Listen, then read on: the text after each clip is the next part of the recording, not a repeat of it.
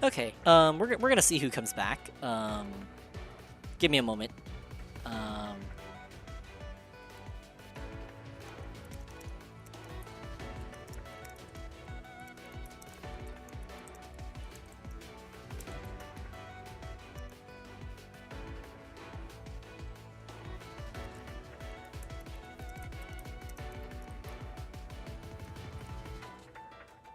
Um, hello, testing, testing. Anyone here? Oh dear. Oh gosh, there's no one. Uh-oh.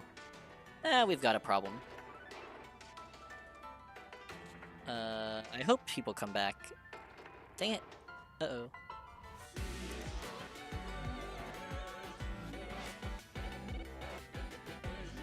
Oh, hi. Okay, welcome. Welcome back. Sorry. Okay. I hope yeah, this is gonna be a problem. I hope the people who got disconnected find the stream again. I'm sorry about that. Da da da. Yeah. Okay. We'll see how well this stream does too in comparison to the other one. Yeah. Really sorry about that. I was just chatting and then I just noticed a little disconnecting sign and oh dear. Yeah. That was an issue. It's like, oh crap. Dang it. So I don't remember where I left off. Oh, right, VTubers. Okay, so I'm gonna talk a little bit about just something I noticed about VTubers, and I think this goes with any streamer. If you're just like, well, this goes with a lot of people, especially the what's it called, the game, I guess the YouTube gaming kind of market, I suppose, if you can call it a market. If you're just like, hi, I'm Jim and I play games, like you've gotta find something that people are gonna want to watch for, you know. Again, yeah. Oh, look at that. We're coming back to one of my other things that I brought up, which is be someone that people want to watch. Yeah. You can't just be like, I'm Jim and I play games. No offense to anyone who's named Jim and plays games, but you know, yeah. You've gotta be there's gotta be some appeal. Yeah. And even if you do have like I guess an interesting personality, right? Then there's even like the step where people have to what's it called? People have to you have to have some draw. Even then you have to have some sort of draw. Oh, that was it. Okay. Let's hope no one dies. You have to have some sort of draw and appeal so that... Oh dear, where did you push me? Oh, that way. Okay, we're good, we're chilling. There has to be some... Oh my gosh. Okay, Chloe, please don't die. Good, okay, we're good. Looking good. Okay, anyways, but yeah, you have to be something that people want to watch, hopefully. Okay, we're good. Yeah. Shoot. Oh crap. Okay. Alright. Getting really worried there. Haha. But yeah. Even... Okay, I'm gonna save again. But yeah. Oh man, yeah, that was quite the hair-raising turn there. But where am I going with this? Being someone you want to watch? Yeah. Even with personality, I think like personality is like step 2, I think. And if you don't have personality, I mean, it's okay to also not have personality, I think. That's also something that's important. I think, yeah, personality is only something that's important. It's a differentiator, I think. It's a differentiator. Because in the end, you're trying to, if you're trying to get big on you, I don't even know who. I guess I'm talking to you, but sorry. I guess I'm just talking, I guess, about the secret hacks. I guess it's also for myself too, actually. It gives me something to talk about, and also a little bit of reflection for myself. But yeah, sorry. I hope I'm not, like, boring you with this stuff, but yeah. And I say I'm sorry, and I'm gonna keep doing it. But yeah, if you're not if it's not personality is only a differentiator. In the end, what you're trying to do is make something that A, people want to watch, and B, something that's different. Oh, you're enjoying the chat? Wonderful. Yeah, something that people want to watch, and something that's gonna differentiate you from someone else. I mean, it's... I don't want to say this and then... Because the thing is, like, there are, like, if you watch someone you like, you're also gonna watch, like, you know, something else that's kind of similar. Like, if you watch, you know, Fire Emblem YouTuber 1, you might like watching Fire Emblem YouTuber 2, even though they make Fire Emblem stuff, and then they're like, practically the same people or something like that, I don't know. But even then, there's something that, you know, makes you want to quick watch, right, on Fire Emblem YouTuber 1 and Fire Emblem YouTuber 2, right? Yeah. Oh, where am I going with it? Yeah. Sorry. Yeah, personality is one differentiator. The other differentiator is niche. Like what you're actually doing. You know, maybe you want to do war videos, and I think this also depends on like what you want to do as a content creator too. Like maybe I want to do war videos, or yeah. Yeah, people have different mentalities too when it comes to content consumption. That's a factor. Like for me, I have a yeah, I have what's it? I'm interested in a lot of things, obviously. Not obviously. I don't know why I said that. Sorry.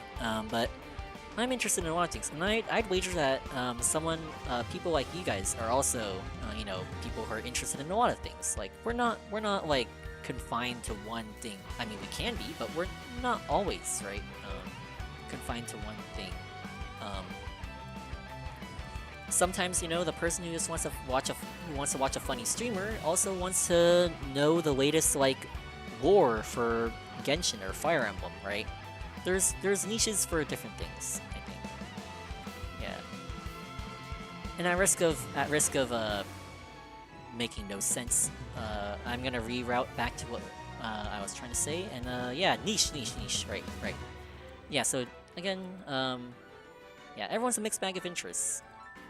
And I think for me, actually, this is one of the bad things that I have right now. And that's, I'm putting my hands in multiple different pies, so to speak. I've got one hand in Fire Emblem. I'm sticking in another hand into Genshin. Well, right now I'm on Fire Emblem, and look at me now talking about Genshin and other YouTubers and stuff while playing a Fire Emblem game. Yeah, many hands. But okay, we're just gonna do this, and hopefully it works out. But yeah. Actually, having your hand in multiple different pies is something that they say is bad to do. And the reason why is then people are confused, right? Like, that's not the content I came to watch for. But I think that comes as a factor. And the reason why I was saying, I was talking about niches earlier too, connecting back to that, is that, what's it called? Niches, if you stick yourself and pigeonhole yourself into one niche, one specific, sorry for asking again, stream lag? Yeah, it's okay. My stream lag too, that's why I started another one. Yeah, some people don't like that. I think, like, you guys are gonna like that because, you know, you're part of the conversation right now, you're listening to what I'm saying. But if some random dude, right, comes out of nowhere and, like, watches a stream, he's gonna be like, what is this guy talking about? He is, you know, he makes no sense. But yeah, I'll get to, your question, Mr. Klepto, in a minute. Sorry. But yeah, I guess my hope is that once I get popular enough, I'm gonna no longer be chained to... Niches are good, because niches get you, getting a niche is good because it differentiates you and people watch you for that. But at the same time, I just realized I could summarize what I'm trying to say in like 2 sentences. Yeah, let me try again. Alright, from the top. Niches are good because, you know, they can differentiate yourself and get you a little bit of popularity.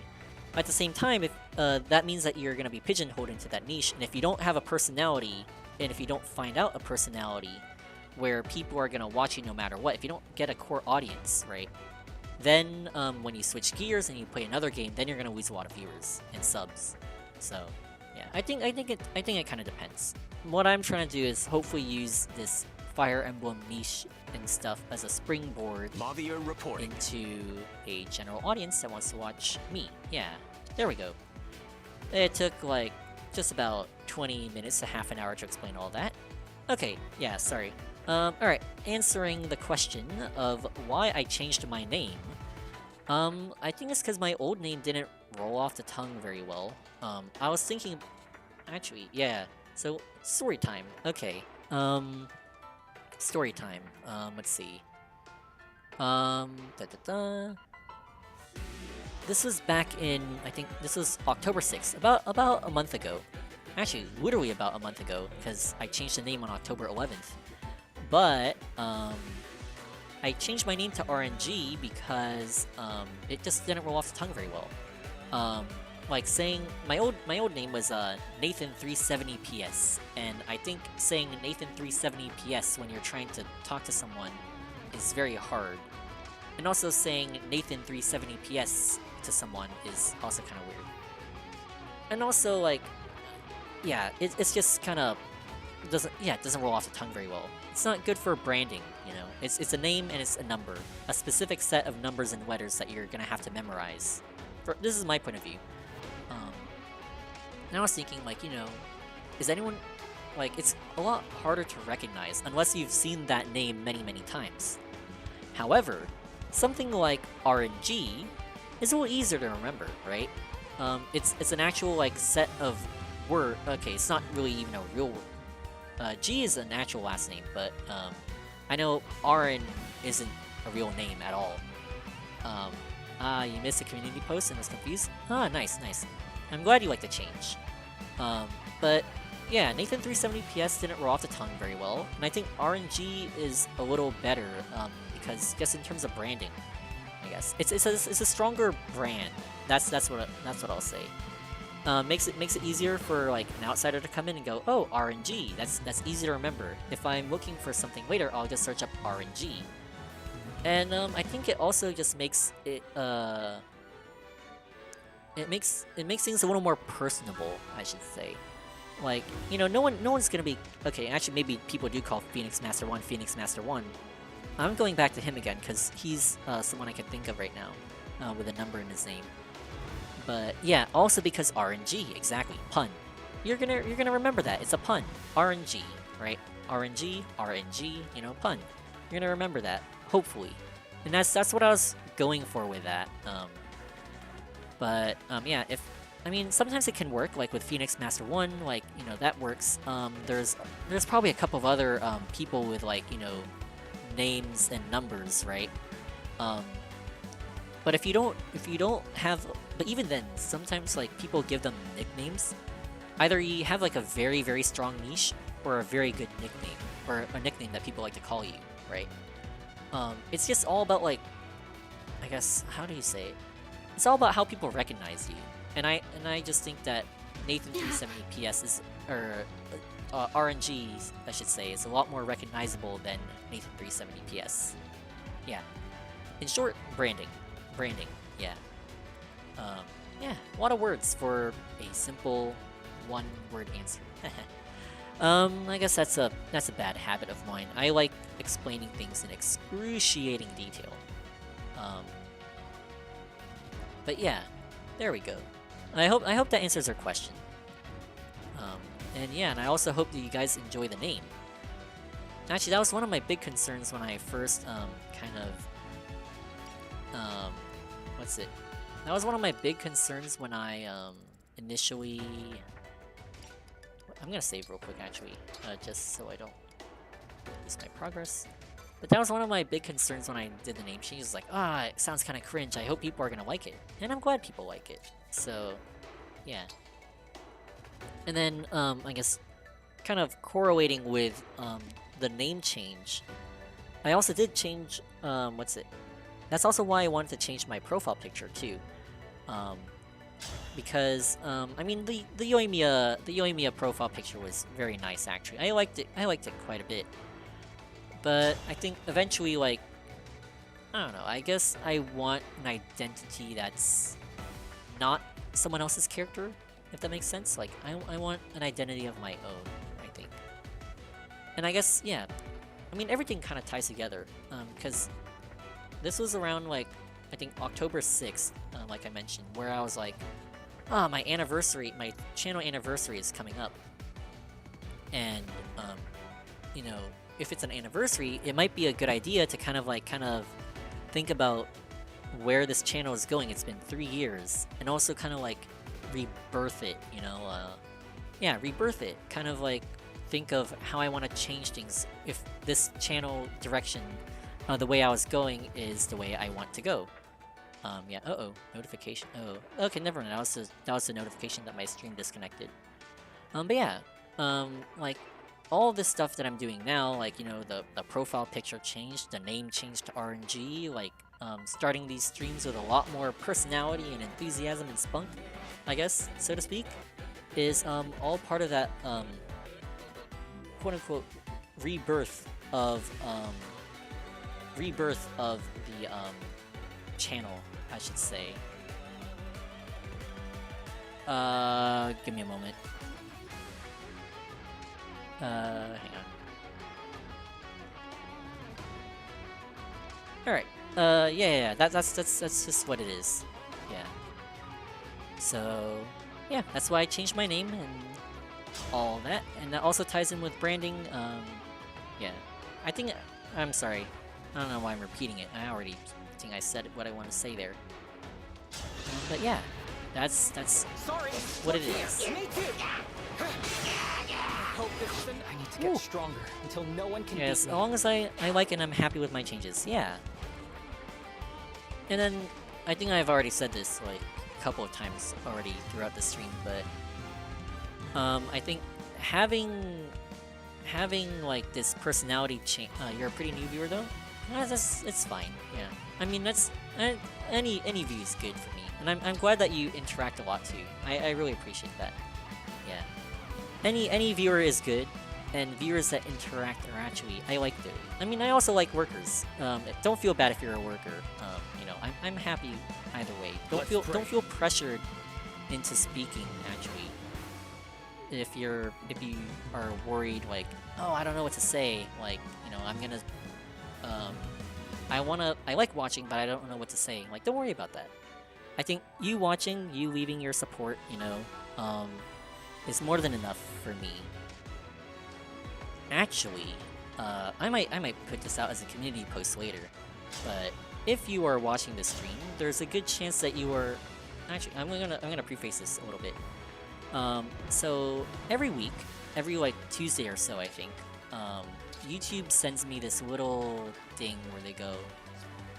Actually, hang on. YouTube sends me this little analytic thing where they go like, oh, this is like how many people watched your channel, right? This week or in the previous week, and it actually it doesn't show everyone obviously, but it does show like a couple of it does show a few profile pictures. So, and I always see like about 2 or 3, 4 familiar profile pictures. So this is a big thank you to all the people who watch my content regularly, even though I'm not putting out anything new. I still do appreciate you watching my stuff. So anyone who watches, I really appreciate that. I appreciate the support. Yeah. And that's pretty much what I wanted to say there. Yeah, but it's been going pretty well. I mean, obviously, I think that things I still have a lot of improvement to make. But with the way things are going now, I think, you know, this is a point where I can say, oh man, I'm doing pretty great. I want to keep it up. Something like that. Yeah. I'm gonna target this guy here.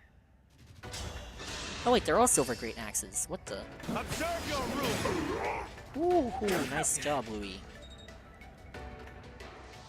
Yeah. Anyways, yeah, that's the thing that I wanted to go with. And oh my gosh, I just realized I've been rambling on about niches and like what people want to watch and all that stuff that I forgot the whole reason why I brought it up in the first place. I mean, I did kind of bring it up actually. No, wait, I did. Oh man, I've been talking for so long I don't even remember what I'm saying. Oh gosh, oh no. I hope you can catch streams more often. That's yeah. I'd appreciate that if you. Actually, I don't mean to pressure you or anything. No pressure, no pressure. Even if you don't catch a stream, like as long as like, actually, that's gonna pressure you even more too. Like you must watch my stream afterwards. I mean, yeah. Thank you for watching. I guess. What should the approach be? Which approach should I go here? Thank you for watching my stream, but don't feel pressured to watch every single one of them. Yeah, that's what I should go for. I mean, yeah, that's what I want to go for. Okay, we're gonna do this. But yeah. Have I made a difference? And your friend just trying to watch the VODs on my phone? Yeah, that's perfect, thank you. I'm actually glad someone watches the VODs too. Yeah. But where was I going with this? Yeah, with all like the different content and stuff that I'm pushing out. Like I know, like I said that I was using Fire Emblem as a niche, but I'm also using other things. I'm hopefully gonna try to use other things as a niche too to kind of branch out and become that quote-unquote big variety streamer that I want to be. Alright, give me a moment. I'm gonna adjust my headphones. It's starting to slip off.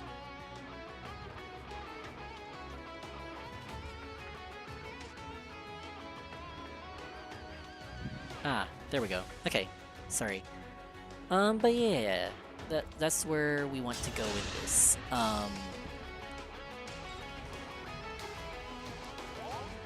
Yeah, that's the approach. Hopefully, like, I think, like, again... Actually, I won't even say it's a niche, because... I mean, it fulfills the it's not a true niche, what I'm doing. But, like, I've got my whole... again, I guess, if you're to use my hand in pies analogy, where the pies are niches, I've got my hands in a lot of pies right now. The Genshin Archive, this Fire Emblem content in general. Yeah, so I guess for me, it's just a matter of like trying to find out what people want to watch, and hopefully, one of these pies is going to blow up. This is gonna be a fun stream to take out of context. Yeah, but again, yeah, hopefully one of these pies will blow up, and I'll get, yeah, more popular, I should say. Oh, we want to ask, and this might be a weird question, maybe do I have any specific chat rules? I mean, I guess, like, I think... PG, I mean, I don't have any actual specific rules, mostly because, I don't get many viewers. But, I mean, I guess, be nice, try not to be toxic, to other people. I would appreciate if you could keep, like, like, sex jokes and, like, lewd jokes on the down low, like, try not to, please don't make those jokes, yeah.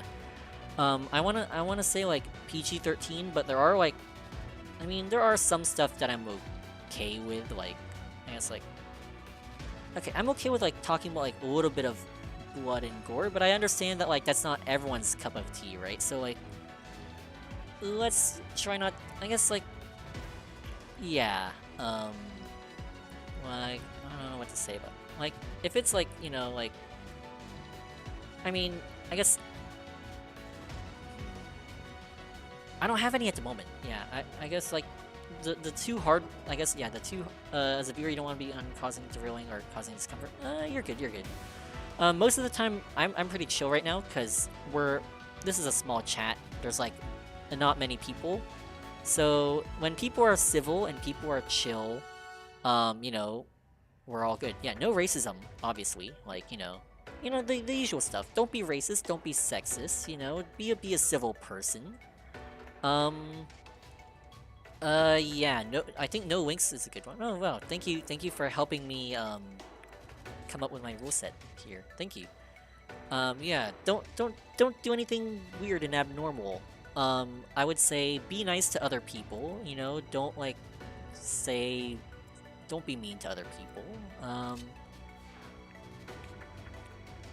I think this is gonna be a thing as I get bigger and I'm going through like what's it called?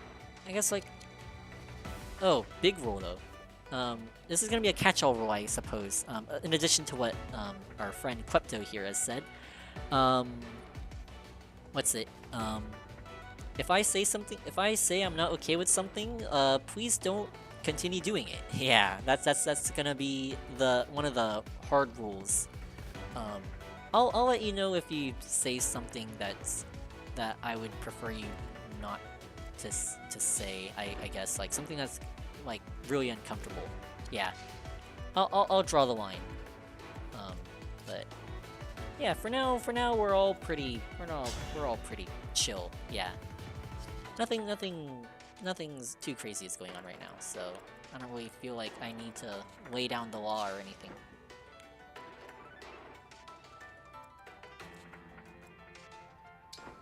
Yeah, but I mean, as soon as as we get bigger, of course, like probably I'm gonna get more people, a lot more rowdy people, and then we're gonna have to lay down the law a little bit more. But for now, we're chilling. We're chilling.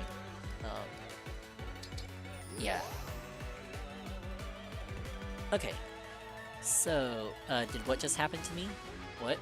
Did I just lay down the law on you? No, I didn't. Unless they're talking about something else. The audio went really loud for some reason. Oh. That might be a mic issue. It might have happened to you. I'm sorry. My voice is not being very consistent with the mic right now. Yeah. That's what happens when you've got, like, a gamer mic. Actually, this for some reason, I'm gonna talk about this a little bit. We were talking about mics in the beginning. Oh, your audio was fine? Okay. Maybe it just might be on your end then. But yeah, speaking of mics, I know I talked about this a little bit, but I'm actually quite fortunate that, yeah, it's quite the blessing to have a stream software where the mic is, oh, it's OpenBS? Oh, it's OpenOBS? Okay. Anyways, yeah. But yeah, this mic actually on Streamlabs works very, very nicely, and I'm very grateful for that. All right, is that all the flyers? I think that's all the flyers. Okay. Oh, come on. I cannot Okay. afford to lose. Uh-oh. That might be an issue. Okay, Sombron. Okay, kinda cringe. Oh shoot, oh wait, my strategy. Uh-oh. Oh dear. Okay. Sombron might have just screwed me over, because I had a plan, and that plan is maybe failing now. We'll see. Anyways, oh right, my mic. This mic actually this mic used to sound a lot, I mean, not this mic, but, things used to sound a lot worse on my videos. Oh, wait, crap, I am getting bullied here. Oh my gosh, 10 damage per hit, okay. Oh gosh, can I survive this? No, I cannot. I regret.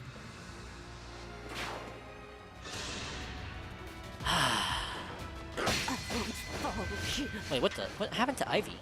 What the heck? Wait, what the? She was at 6 damage. Wait, what the heck happened? What? Someone else might die. Anyways, while everyone's dying, I can talk about the mic. Yeah, this mic. If you see some of my older videos, there's a certain point where I used to use what's it called? This is a little bit of trivia about myself. I used Xbox Game Bar I still use Xbox Game Bar actually sometimes to record footage. But I use Xbox Game Bar to record my stuff because when in the wee ages when I had no idea how to what's it called? In the wee ages when I did not know. Oh, do I have OBS? This is Streamlabs OBS. So yes, if that's what you're referring to. Fire Emblem. Engage. If not, I apologize. This is actually something that the last thing you want to hear from a streamer / content creator, but I have very little technical knowledge in how these things actually work. So, yeah. Yeah, in the wee ages, when I was starting out and recording, actually, it's a longer story if you want to know the full story of how I ended up getting a microphone. But in the wee ages, when I had a microphone, what I would do is I literally looked up on the internet, how do I capture game footage? And they're like, oh, use the Xbox Game Bar.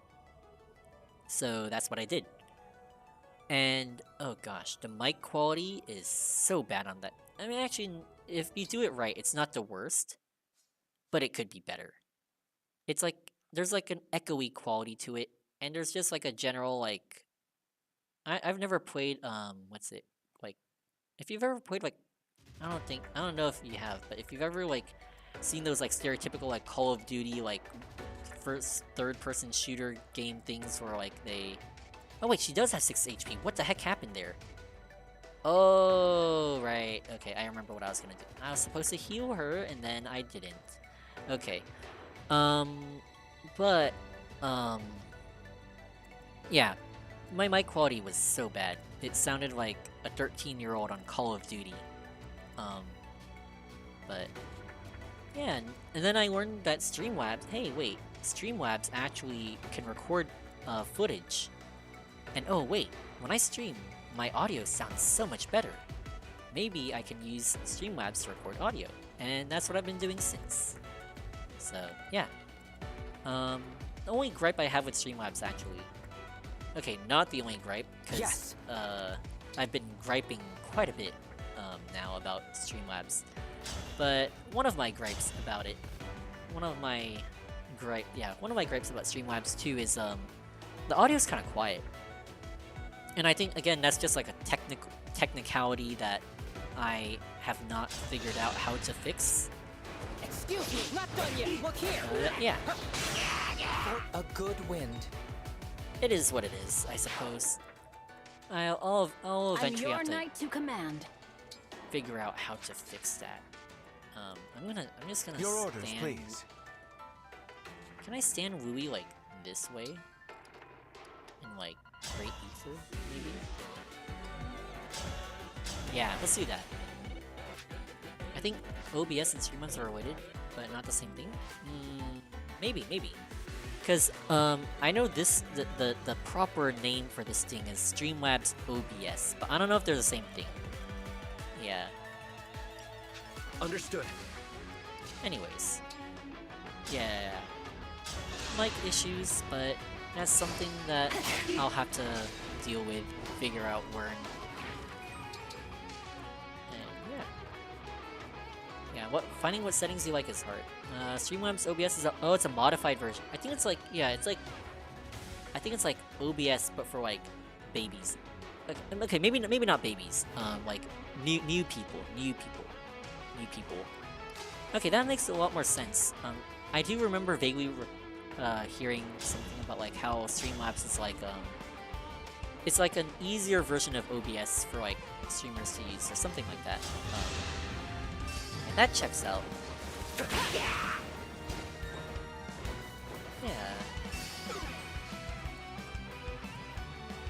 I'm just realizing that because I don't know how loud I'm actually talking. This headphone kind of muffles my actual audio level that I'm speaking at. But I don't know how soundproof these windows and doors are. So whoever is coming in here, also like the bathroom for our dorm floor is like right across from this room that I am in. So depending on how soundproof these windows and doors are, passing people are probably hearing me talk about being a YouTuber. That is fun. Yeah, it's just an interesting, fun thought that I had. Hey, if you're listening, subscribe to Orange. I'm kidding. Imagine though. Actually, I haven't really. I think out of all the people in my school who are here, only one person knows that I play, that I am, you know, I wouldn't even call myself a streamer. I don't think streaming's like, I don't want to say it's like not the focus, but oh, you disconnected for a bit? It's okay, it's okay. But I guess I'm a mix of both. I don't want to call myself like a full-on streamer, nor do I want to call myself like, I don't know, I guess content creator, YouTuber. Yeah, something like that. But anyways, yeah, I haven't actually told anyone. Well, willingly told anyone. Well, I mean, wait. It's not that I didn't willingly tell them. What? Now I just sound like I'm being forced against my will. Like, you're a YouTuber, admit it, or something like that. But no, nothing like that. I haven't like gone out of my way to advertise it specifically. There we go. So I think a few people probably do know that I do that. Like I know like both of my roommates probably are aware of it because like most of the streams I've done at my college are in our room. But yeah. What else? Yeah. The only one person I know who... There is one person who is like... Oh, this is a funny story. One person does know. And that's because, they were like, oh, you play Genshin? And I was like, yeah, I play Genshin. Oh, what's your friend ID? Haha, here's my friend ID. And then she was like, oh, you have a YouTube channel? And I was like, yeah. And then I remembered that my Genshin signature quite literally tells you to subscribe to a certain YouTube channel. It's interesting. My original intent of doing that was to encourage you when I hit the escape key on a stream or a video to subscribe to the channel. But I realized that it also has a very lovely benefit of advertising my channel to people who have actually never watched my stuff. Because then they see that. And, you know, when you say subscribe to something, that usually means that, you know, they have a channel. But, yep. So that was a fun experience. Actually, they could be watching the stream right now. Who knows? Maybe. But, yeah. I mean... The reason why I don't tell people often is because I also don't want, like, yeah, not gonna lie, when you see that in some people's messages on Genshin? Yeah. I've seen people, like, say, subscribe to X, or, Twitch link here, or something like that. Something like that. Yeah. I mean, oh gosh, this is gonna sound, like, kind of braggy, but I've kind of... At least within my, like, economics class, like, I've made a bit of a name for myself. Not to brag or anything, not to brag. I mean, it kind of... Okay, now when I say it like that, it does sound like I'm bragging, but, like... I mean... it's just, I guess, me stating... Oh, wait, now... I was gonna say me stating a fact, but then... shoot, now it's gonna make me sound like I'm really arrogant. Like, oh, yeah, it's not like... It's not my opinion, it's fact. Absolute fact. Anyway. I guess I'm just gonna say, yeah, I've made a name for myself. I mean, not in a bad way, but... like helping people with homework and stuff. And yeah. I'm wondering like if I tell people, hey, I have a channel, would you subscribe? How many people would subscribe? Oh, actually, this comes to the point why I don't tell people that I have a channel. Number one, it's kind of cringe. And number two, I mean, this is actually a lot of my, when I first started out this channel, most of my subscribers were like family and friends, right?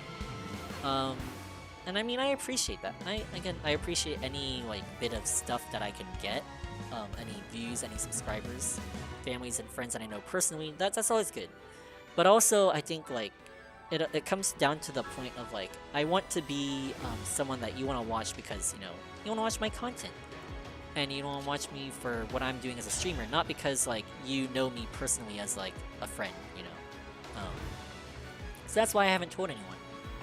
Also, there is a certain somebody in my econ class that I would rather not find out that I have a. That's a story that I probably won't share. Personal stuff, but there's someone I would rather not know I had a YouTube channel. Yeah. Aw, dang! Now that sounds like a cliffhanger, and now you're gonna want to know. Yeah, I don't want to make people feel obligated. Number one, and also I want to avoid getting too many what do you call it? Pity subs, I could say.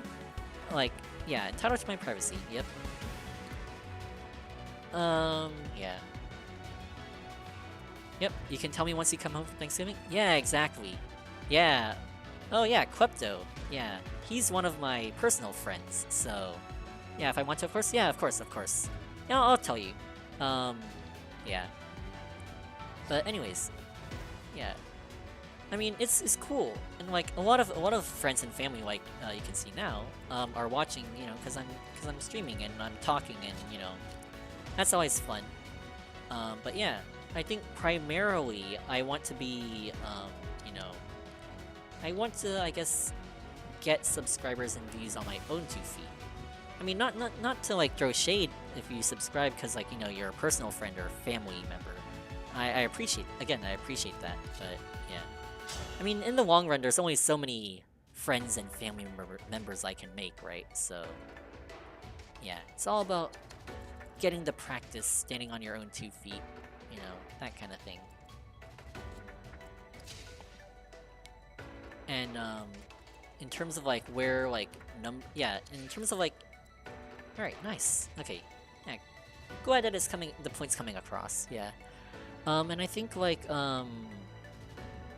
yeah, and again, and then it comes back to my earlier point too, where I say like it's not about I used to post my art online and only told people with the same interest. Yeah. I do that with games. And I did mention that a little bit on my last Engage stream, where I usually tell people that I'm interested in a game if I know that we have the same interest. But yeah. Yeah, it goes back to my earlier point where I said that, like, where don't worry about analytics. Because if you're just worried about analytics, like, you can just, like, say, please subscribe to my channel, and, like, I'll pay you or I'll sub to you if you sub to me and stuff like that. And I guess that's good. I mean, it's a little iffy. But I guess, like, to build... I don't know, honestly, that is kind of iffy. But, like, I guess for some people it's a valid method of building up a base, I think. And that's my opinion, yeah. It's a valid way to build up a base of people to like watch and stuff. But you're never going to become popular or get the enjoyment that the fall. Yeah, it's a little iffy in my opinion. Like I think like it's good, I guess, like, yeah, but also like what's it called? Having a genuine crowd? Exactly. Having a genuine crowd is better. Like, I mean, it's good to set up a small base and, like, get some practice in, get some viewers, practice interaction with people. And, if your friends do show up to support and, like, stuff, it's always appreciated, right? I like that. Thank you. Yeah. But, again, like, there's only so many friends you can make, only so many family members you can have. And if you're just, like, worried about fluffing up your numbers, I suppose. Like, instead of making like good, genuine content that people want to watch, you know, that's only gonna get you so far. Yeah. But yeah. Anyways,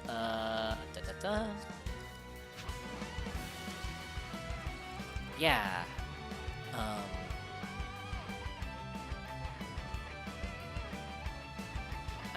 I'm gonna sound like a hypocrite for saying this, but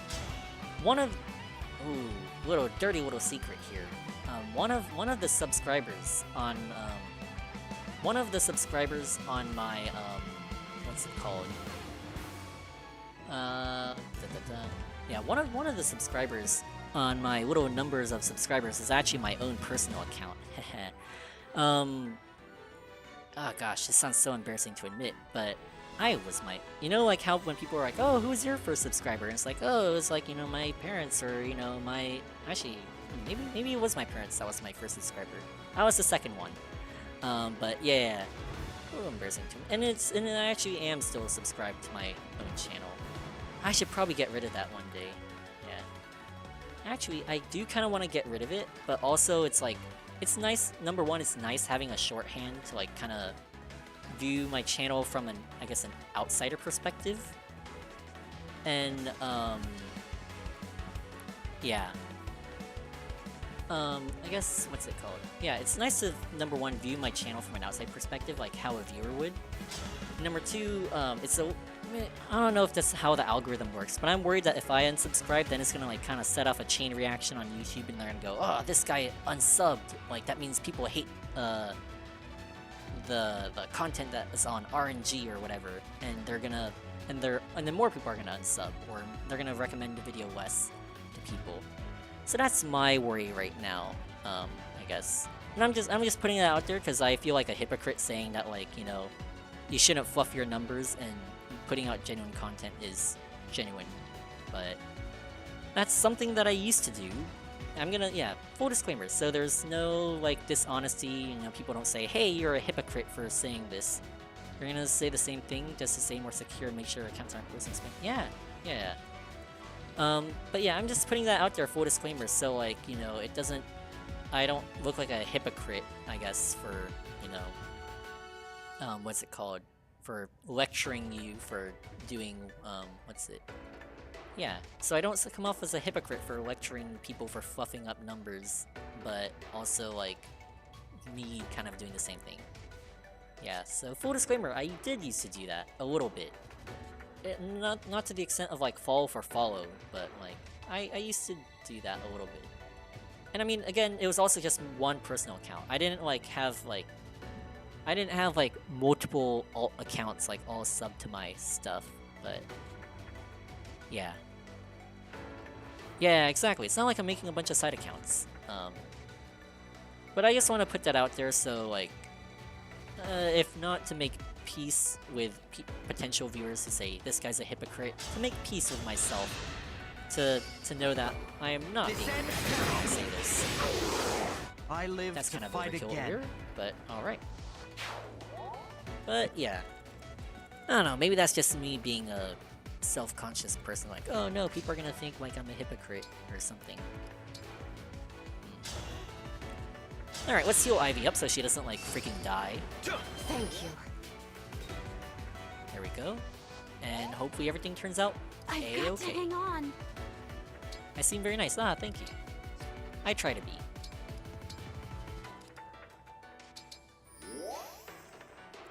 Alright. And... Alright, we're done. Alright, not on the stream. But with the... Forgive us. Yeah, with this turn, I think. Yep, enemy phase. Whew.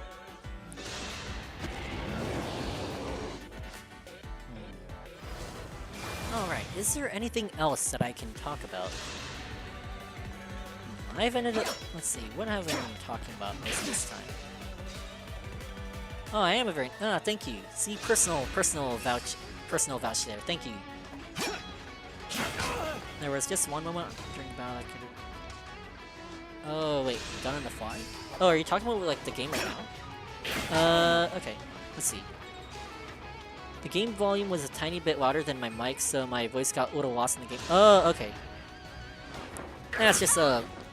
Oh my gosh, that's a meaty hit. That is a meaty hit. Oh my gosh. If that makes sense? Yeah, I think I know what you mean. Sometimes, this is one thing I need to work on with my vocal control. Like, sometimes I will, Oh, look at all those chain guards. Yeesh.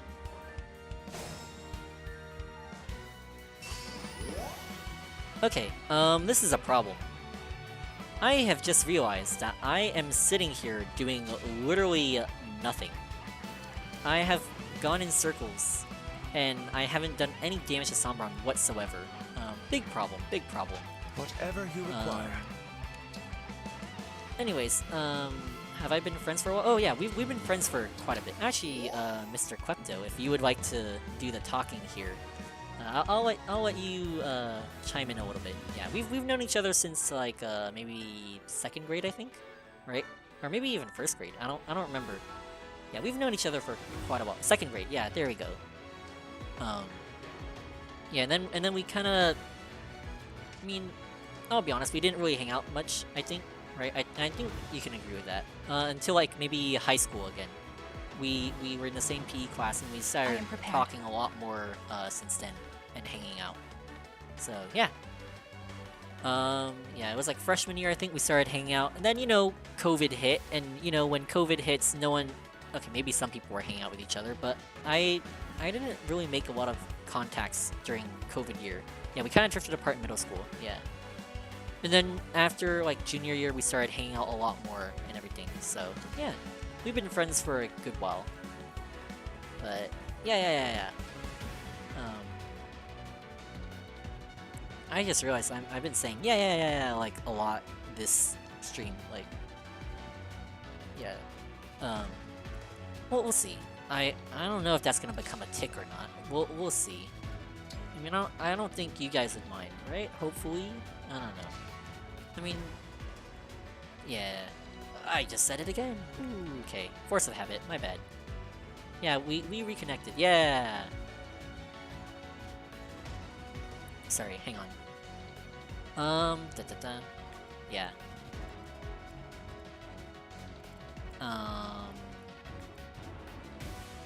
Yeah, okay. Yeah, you say like a lot as a filler word? Yeah, that's true.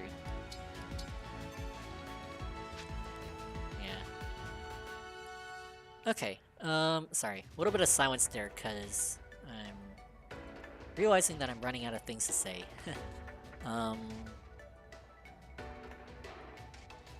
I ended up Oh, you had to retype that because I say like a lot. Yeah, redundancy. Yeah, sometimes I end up realize that I'm being redundant too. That sucks.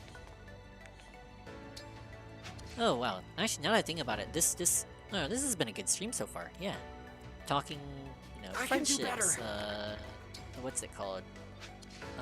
Yeah, talking about that, the YouTube channel, YouTube business stuff. That's actually been pretty fun. Okay. Give me a moment.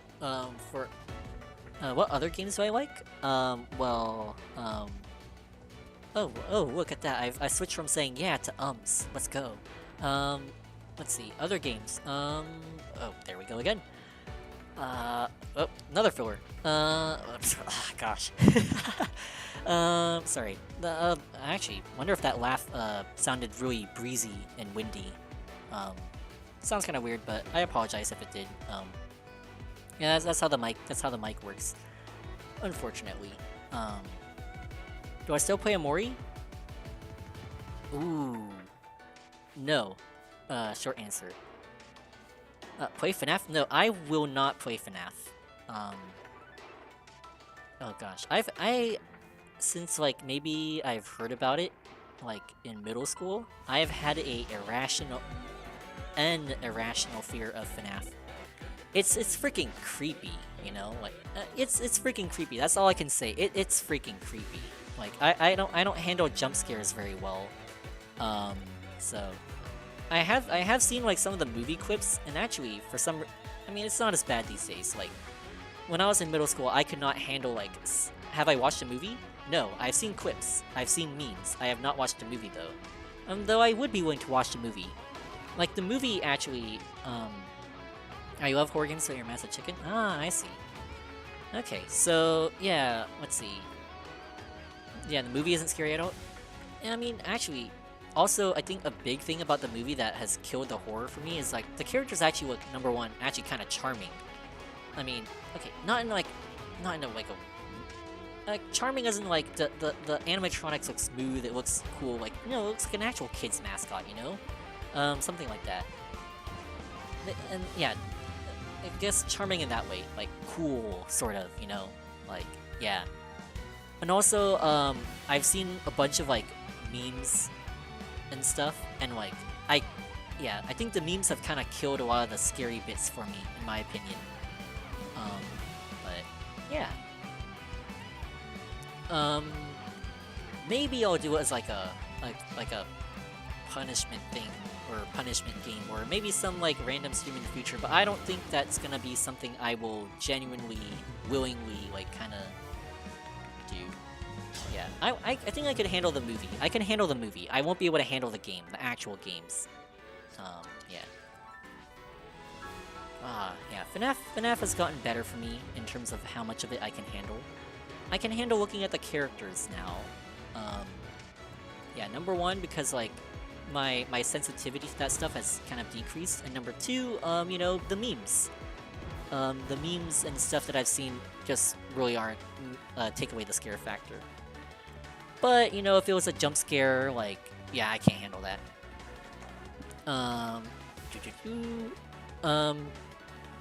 I know there's a, what's it called? There's a, let me check if I'm, okay, I am still connected, okay. Yeah, there's, there's a Hololive, fan remake of, it's like a Hololive parody of, FNAF, basically. And I still got, I didn't actually play the game, but I did see, like a small clip, and I did get jump scared on that. Oh, you swear a lot on jump scares? Ah. Yeah. Like, it wasn't even like scary Hololive stuff. It wasn't scary Hololive stuff. It was literally just like the model, right? That just pops up and like random sound effect, and it's like, oh crap, something like that. I mean, I think it's not, I mean, the jump scare itself isn't scary too. If I see a clip of the jump scare, I'm not gonna get scared, obviously. But I think it's the environment too. Like, do the VTubers possess the kids? No, it's literally just VTubers. It's literally just VTuber models that just like pop up at you. Like, yeah. It's literally just what it is. And, I mean, yeah. I think it's the environment. You make like a creepy you put like a creepy atmosphere, right? You set like, that's what makes, in my opinion, yeah, the ambience, the audio. You start putting in like scare chords and everything, like violins and everything. Make it a dark and like dimly lit area. Like, oh my gosh, it's so scary, Or, okay, maybe not so scary, but like freaky enough that I won't touch it. Yeah. Har har har. Ah, you're so funny. That is a Freddy Fazbear reference, isn't it? I think it is. Anyways, yeah. I actually did go to a quote-unquote haunted house, at our, oh, the number one jump, oh, what is the number one jump scare? Okay, there's gonna be a little lag in chat, so I'll start my thing, and then you can respond in chat. But yeah, I'll see. My toaster when the toast pops. Oh yeah, if it's like, I can imagine that if it's like midnight and like you're just there and it's like boom, ding, pop, or something like that. Yeah, I don't know. Actually, I never really had a toaster when at my house. We have a toaster oven, so it just like kind of bakes the thing. But anyways, yeah. But yeah, sorry, what was I saying? Oh, haunted house, yeah. There was like I think the business society. It's like a business club at our college. They did like a haunted house event. I think like couple days before Halloween. I want to say like the Monday. Oh, it's not even a couple days. It was like the day before Halloween, the night before Halloween, Monday night. I don't even know why that's relevant, me saying that, but yeah. Anyways, I was there. What was it? I mean, I was like, ugh, haunted house. Okay, that's kind of freaky. I might dip out. But then like, what's it? I was with my professor and like a couple of other friends, and they're all like, you know, like that's just like the main attraction. Like you're just gonna be going to like a bunch of stands and stuff. Like if you don't go, so I was like, okay, you know what? I'll try it out. I'll try it out. Yeah, it actually wasn't that bad. I think like for the most part, it was because all the quote-unquote scarers were scaring the people in front of us, number one. Number two, I was just like following yeah, I think like I was just like following and like staring at my professor's like yeah, I was just staring at my professor in front of me and like just kind of following him and stuff. So it wasn't that bad. Also, like I think it helps. I mean, this is like the last thing you want to hear is if you're like trying to scare someone, but the acting helped me like handle it, because like it was like this guy with like a fake chainsaw and he was like, "I'm gonna murder you," ha ha ha ha ha ha ha, or something like that. So like, it was good. It was not scary. It was okay. I was able to handle it. Yeah. But that's my experience with a haunted house. That is my only experience with a haunted house. Shoot. We have to watch out for these flyers. Oh, you've never been in a haunted house? I'm worried I got scared and punch someone? Oh, I think... Oh, speaking of punching, sorry, you just reminded me. I think the other reason why the haunted house at my school wasn't very scary was apparently there was a rule that like the scarers were not allowed to like actually make physical contact with visitors. So that also removes the scare factor a little bit. Like they can chase you obviously, but they can't what's it called? They can't touch you. So that takes a little bit of the fear away from it too, in my opinion. Also, I think I think ambience, right? Ambience plays a big role in horror, and it was unfortunate. It was kind of unfortunate, but like the way the haunted house worked was it was a room, right? And the lights outside of that room were like so bright, like a good half of like the haunted house was like lit, was like at least like somewhat lit. So like it wasn't that bad.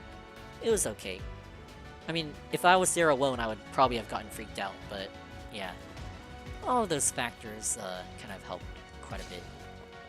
Yeah, that's my little haunted house experience. But oh yeah, we were talking about games, right? Let me scroll up chat just to see. Oh, Amori, right. Okay, so Amori. I actually thinking about Amori is it's like kind of like a you play it once deal, and that's like kind of it. Like Amori's biggest draw is the story of Amori, and not the gameplay, right? Shoot, the tomahawk, the freaking tomahawk guy is gonna be a huge pain in the butt. Okay. Yeah, sorry. Yeah, Amori. The only reason why I actually played it again was because I knew there was like extra content coming out on the Xbox, or for console versions at least, like the boss rush and everything. And oh shoot, uh-oh. Huh? Wait, give me a moment. Okay, sorry. Oh crap, what did I do? I saw a button on my stream that said refresh chat. I was like, oh, what happens if I press that? Okay, it didn't delete everyone's answers. That's good. Okay. Anyways, what was I talking about? Mori, right. The reason why I played it a second time, yeah, everything's okay on my end.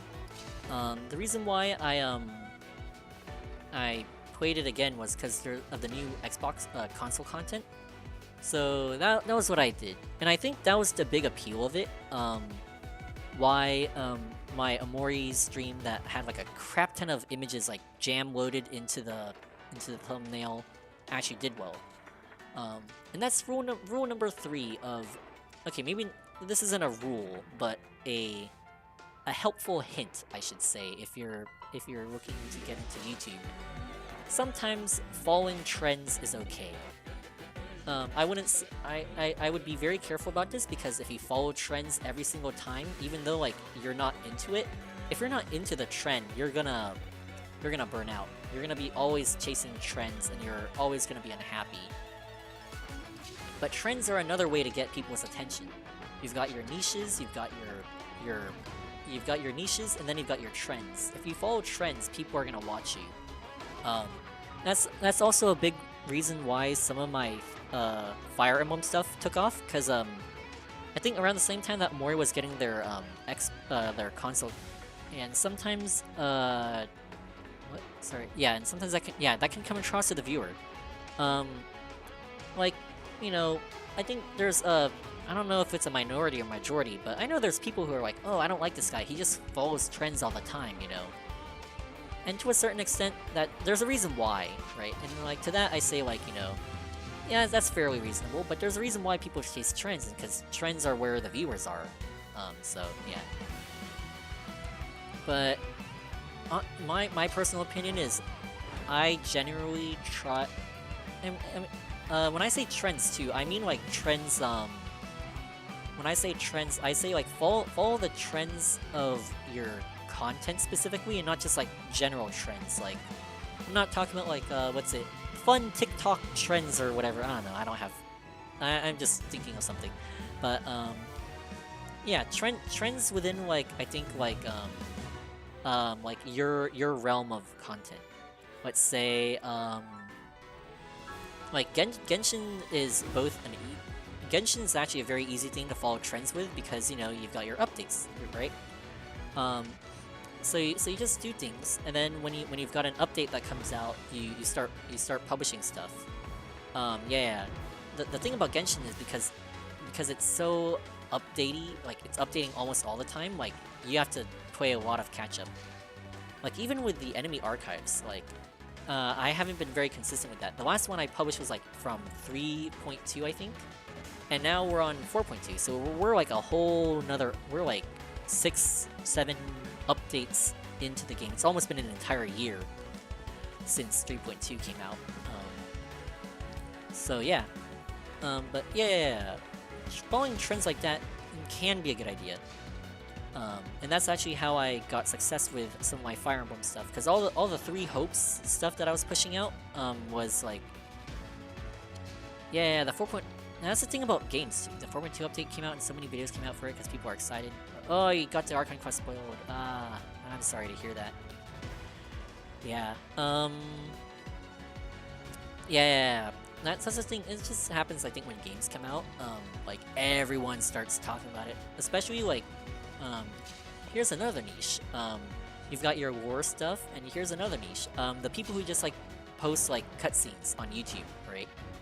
Because there's a demand for that. There's a market for that, for sure, definitely. And sorry, please excuse me scoring around because I'm trying to figure out what's the best strat. But there's a, how do I put this? Ah, it's all these flyers. They're really annoying. They're really freaking annoying. Yeah, sorry. But yeah. Yeah, those are like the kinds of people that push out cutscenes. And those guys, if you're ever playing a game of something with like a decent story or something, heck, even if it's not like a full-out story like, I don't know, Super Smash Bros. Ultimate World of Light Adventure Mode, people post cutscenes for that like day 1. Actually, not even day 1. People were publishing. I think people were posting that stuff like weeks before Smash Bros. Came out. Yeah. What else? Yeah, but like any game really, like the cutscenes are gonna come out day 1, so you have to watch out for that, which is kind of unfortunate because like if you're a regular watcher of that kind of stuff. Like if you play again, like if you are in thumbnails, yeah, that's not good. That's it comes with the territory, I think, which is unfortunate. Like if you're a Genshin fan, you watch Genshin stuff, and then YouTube says, "Oh, you like Genshin stuff? You must like watching Genshin cutscenes." Which to an extent, some people do like watching cutscenes. I like watching cutscenes on YouTube. The problem is then when a new thing pops out, right, and then it drops. Yeah, I know that's a big thing. For me, the problem isn't that that's a prime time, but yeah, you know, you're busy. You've got homework, you've got work. You know, that's actually a vast majority of people who play games. I do have a certain level of respect for people who publish cutscenes, because that means you have to do an insane amount of grinding, like day one when it comes out. And, yeah. And actually, you even have to watch out the day before a game releases. And the reason for that is because, a lot of people, I think, like, especially, I think, like, Australia, right? Australia and New Zealand tend to be, the time zones that get the Australia and New Zealand tend to be the countries that get, games first. So, for a good, if you're, like, in the US like I am, and you were trying to avoid spoilers for a game, you would have to watch out a day before, because not even the people who are in Australia and New Zealand, the people who have their time zones set to Australia and New Zealand are going to be playing the games the day before and uploading stuff. So, yeah, something to be careful of. I mean, I feel weird saying this and like complaining about it, because it's partially like I simultaneously don't and I do have and don't have an issue with it. My attitude towards spoilers is, oh gosh, I want to know the spoilers, and yeah, I can't help myself. I like spoilers. Yeah, you guys used to Asia Oceania servers, so your time zones are different, right? So yeah. Yeah.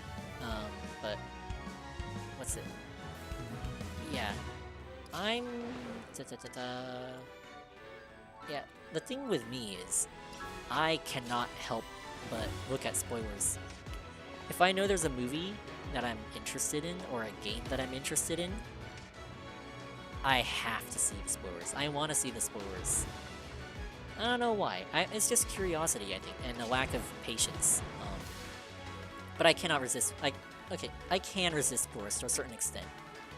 And I've been trying to resist spoilers because, I've been trying to resist spoilers because, you know, as someone who, you know, well, streams these games and stuff, it's kind of awkward to, a good appeal of, like, seeing someone play a game, right, is how they react to the content. And if you already know how it's gonna go down, then it's kind of hard to do, I suppose, if that makes sense. Like, okay, full disclosure, this is gonna either be, this might sound really weird. Like, yeah, you want to have that authentic ideally, you want to have that authentic experience, because then it makes for a more enjoyable watch.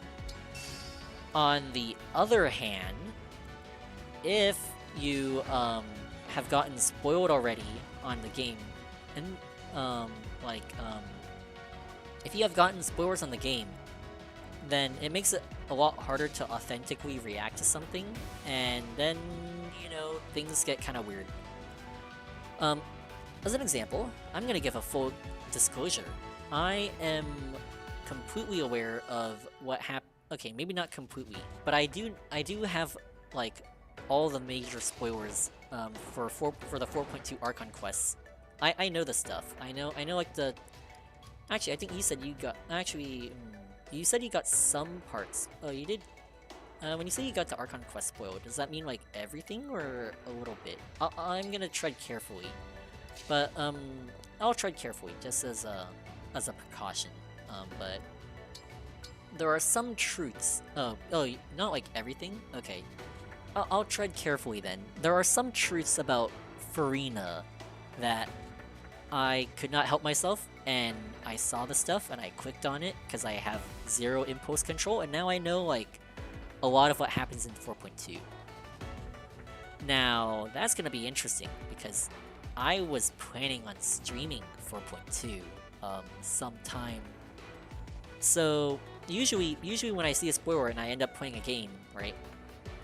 I kind of try to fake the reaction. I mean, it sounds, which is a problem, because I don't want to sound authentic, but like, it's kind of hard to authentically say, hey, yeah, full disclosure. Actually, maybe that is a good way to go. Hey, yeah, full disclosure. I know they added France. Oh yeah, they did like 2 months ago. Gotta catch up with the times, man. I'm kidding. Yeah, they did. They added France, and it has guns. But yeah, but like, if you, I already know what a lot of the big plot points. So now, I'm kind of caught, because it's kind of weird to say like, oh yeah, I know everything. Maybe I should do that, actually. Like, to say like, oh yeah, I know everything. Because usually when I see like a what's it, a plot twist? Like a plot twist in a game. Usually like, people are like, oh my gosh, whoa man, I can't believe it. And then, oh, you stopped playing when they added Sumeru? Yeah, but oh, there's yeah, the one after Inazuma. Yes, that's Sumeru. But oh man, they added so much stuff in Fontaine. I can tell you all about it. I can tell you all about it when we meet up. But yeah. But I know, like, I know okay, not everything. There are some bits that are gonna be like, oh, I didn't know that. That's interesting. Oh yeah, Sumeru was massive. But there's gonna be some things that I don't know about in the Archon quest. But I know most of the big plot points already, so it's gonna be kind of awkward, I think, to like kind of fake it. Usually what I'll do is I will try to, oh, maybe I could, yeah. I mean, yeah. I guess that's something unique about me, is that I will know spoilers, and yeah. But it also sucks too, like, with Engage. I don't know if you could tell how well my acting was. Has MC found the Unknown God yet? Nope. That's not gonna be until, like, probably 3 chapters later down the line. What's it called? What do you call it? I'm trying to think. Oh, sorry. Fire Emblem Engage. Oh, wow, it's like, I can't believe I forgot the name. It's literally the game I'm playing right now. But when I was playing Engage, right, and there's, I think, okay, well, I'm on the final map. I think, everyone, are you guys cool with spoilers? I'm gonna, like, kinda da for a little bit, so I can wait. If you guys aren't okay with spoilers, then, oh, it's only personal preference? I won't miss. Okay, go for it with Engage? Okay. Alright, cool. You're fine with it? Great. Alright. And, Mr. Klepto, I am assuming that you're okay with it as well. But, okay, I'll because I'm gonna drop some big, Engage spoilers right now, so if you, full disclosure for anyone else who is watching, or if you are watching a VOD, I am about to drop, like, okay, maybe not every, but most of the big Engage spoilers. The story kind of dropped off? Yeah, it kind of does. Okay, so, Vale's death, Alira's death, I was aware of that. Past Alira, I was aware of that. Vale being Alira's sister, I was aware of that. And it's not like I was like, I knew it playing the game day one. Like, I was playing the game and I was looking up some stuff about Engage, big mistake. And this is why you also don't look up the game you're playing when you're playing the game. That's why people tell you, like, get off the internet if you're playing a game and you don't want to be spoiled, because spoilers are gonna find you. Spoilers will find you. And I was not careful. I was trudging around and I got spoiled like 17, maybe not 17, 15 times over. Yeah. Did Faye become good? I mean, I play it right now and it's okay, but that's because all my characters have very good refines, so... If you're talking about the story, oh man, the story has... I don't even know what's going on in the story anymore, man. I don't know. Something happened, it turns out the big evil villain is like the main character from the future, and we just killed the main character from the past, which somehow doesn't kill the main character. Anyways, yeah, it's weird. You got a lot of story for engaging, but it's pretty obvious. Yeah, it kind of is. I mean, honestly, even if I didn't get spoiled, I would have probably guessed like a lot of the stuff that was gonna go on, because it's just like that. It's just a silly little game that, oh my gosh, we're... okay. I'm about to do something tremendously stupid, maybe. And that is gonna be, I'm getting Alir the heck out of here. Actually, we're gonna save, because I'm about to do something that's really stupid. There's two choices I have with Alir here. I could try to join him up here, or I could have him run away. And we're gonna run away. Anyways, this might backfire on us terribly. Oh, okay. Very cool.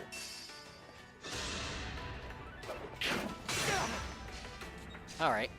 Anyways, where are we going with this? Spoilers, right. Yeah, so I knew all that stuff, and if you have... Oh dear. Ooh, that could have gone bad, that could have gone bad. Engage. Right, yeah, I don't know, maybe you could, like, rewatch, shoot, who's getting... Lavir, that's fine.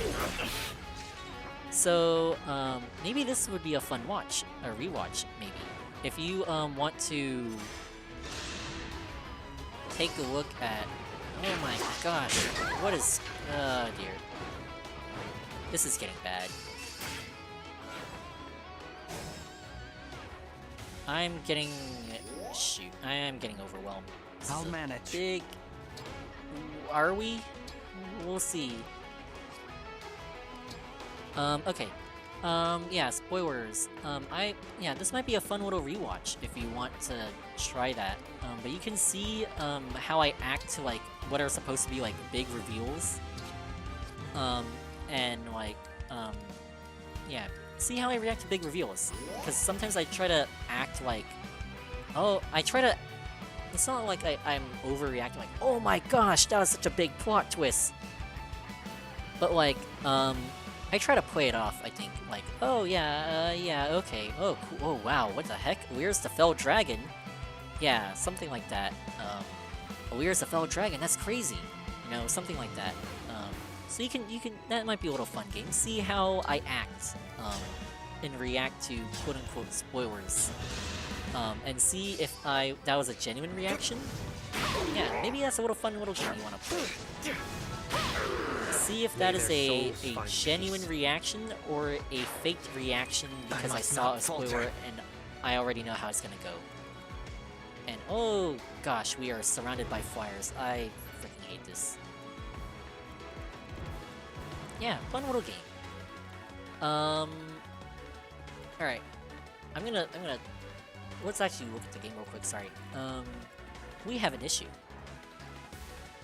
And that is because there are so many freaking flyers around, number one. And our only good flyer killer is Alchrist. The problem is, I do need Alchrist, because he's the only guy who's basically capable of dealing damage to Sombron safely, without freaking dying. So, we're gonna see how this goes. Let's go. I don't know if we can do this. Alir might die. There's 2 flyers against him and he has poison stacked on him. This isn't looking good for Alir. We'll see. Anyways, Well, yeah. So that's what we were talking about. Spoilers? Yeah. That's pretty much it. Yeah, that's all I had to say about that. Oh! Stuff to chat about.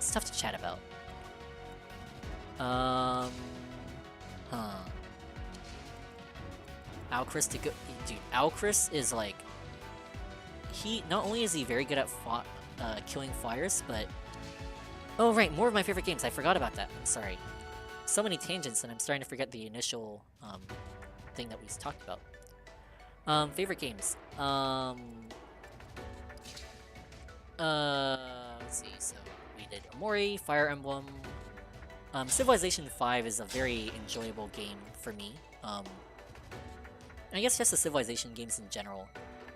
I know Mr. Klepto and I have played a few games of Civilization 6 with each other, and that was really fun. I might save Elchris as my like killer of last resort. Like if we can't finish off one guy, like he's gonna be that. Anyways, but yeah, Civilization 6, Civilization 5, those are fun games. I like those kinds of games. And they're even more fun when you play with the little Fire Emblem mods and Genshin mods, because then you get to see some funny stuff go on. Because Civ sometimes, like, I mean, in the end, like, a lot of... It's interesting. Civ games are interesting. You've got people that either end up, like, being total, like, what do you call them? Total homies, like, really nice people.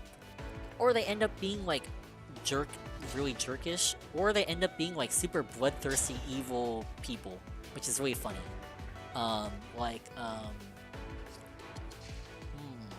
Yeah, and so that's actually the Civilization 5 Fire Emblem video that I've been working on. I did try that once, but that didn't work out, so I'm trying again, and hopefully if I edit this video right, it'll get more traction. But yeah, that's one of the videos I'm hoping for that will gain a lot of traction on my channel. But anyways, yeah, Civilization games are fun. Oh yeah.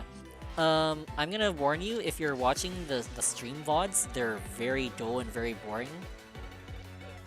Civilization is I think like only the tiny bits of Civilization is fun. Like most of it's kind of boring in my opinion. And I will also warn you about the first VOD. When I was doing editing, I realized like about like 20 minutes of the footage, like my screen just froze for like 20 minutes. So you're gonna miss, unless you like hearing a podcast. Yeah, it's basically a podcast. But again, yeah, this is filmed like I think before like I realized like, hey, my content's kind of boring. I should fix it. But yeah, so, I mean, if you want to watch that, that's fun. Yeah. I would encourage that. I would appreciate that actually. Thank you. Yeah, but I'm hoping that this video, when it comes out, my Civ 5 video when it comes out, is gonna be like infinitely more interesting than the streams. Yeah, way more interesting. Anyways, yeah, it's so fun. I'm gonna actually give you a little bit of minor spoilers for the second Civ stream that I did. I mean, they're all part of the same playthrough. But the Raiden Shogun, she was pretty big. She was getting pretty big. I paid her to go fight. Yeah, her empire was getting really big. So I tried paying her to like fight like pretty much everyone, in the hopes that like altogether they would like weaken her. And it backfired terribly. She was so strong, she was like beating everyone back and gaining more land, more territory, and weakening all of her enemies. And then eventually she got so big, like, we couldn't stop her. I couldn't stop her, and then she won. Yeah. It was unfortunate, and I did not see that coming. So, yeah. I tried a plan, and it backfired spectacularly. Actually, my whole game plan strategy for that Civ game, backfired. Like, oh yeah, it was terrible. So my plan was I would be like this guy. I would get rich. Yeah, classic Raiden Shogun. The strategy was that I would get rich, and then I would stay neutral. Not like getting too close to anyone, but I would like, you know, be like that guy who would like, you know, I would like drop by like, hey, Edelgard, how's it doing? You know, I've got like some money here. I've got a lot of money actually. Would you be willing to like go fight someone for me? And then like all these or like, hey, Crom, like, you know, I know like you don't like fighting people in general, but is there someone that you just like hate so much that you'd be willing to go to war with? You know, and I'd pay them. And then like the idea is that eventually people are gonna be fighting each other so much that like they're all gonna start hating each other. Because in Civ 5, there's a thing where like if you fight a lot of people, like if you're like constantly at war with other people, like that generally makes other civilizations more wary of you, right? And then they're gonna start denouncing you for being a warmonger. So the idea was that like everyone was gonna be fighting each other, and because everyone was gonna be fighting each other, they were gonna be denouncing each other. And when everyone's denouncing each other, that makes relations worse, and then everyone's gonna hate each other, and then they're gonna be more inclined to fight each other.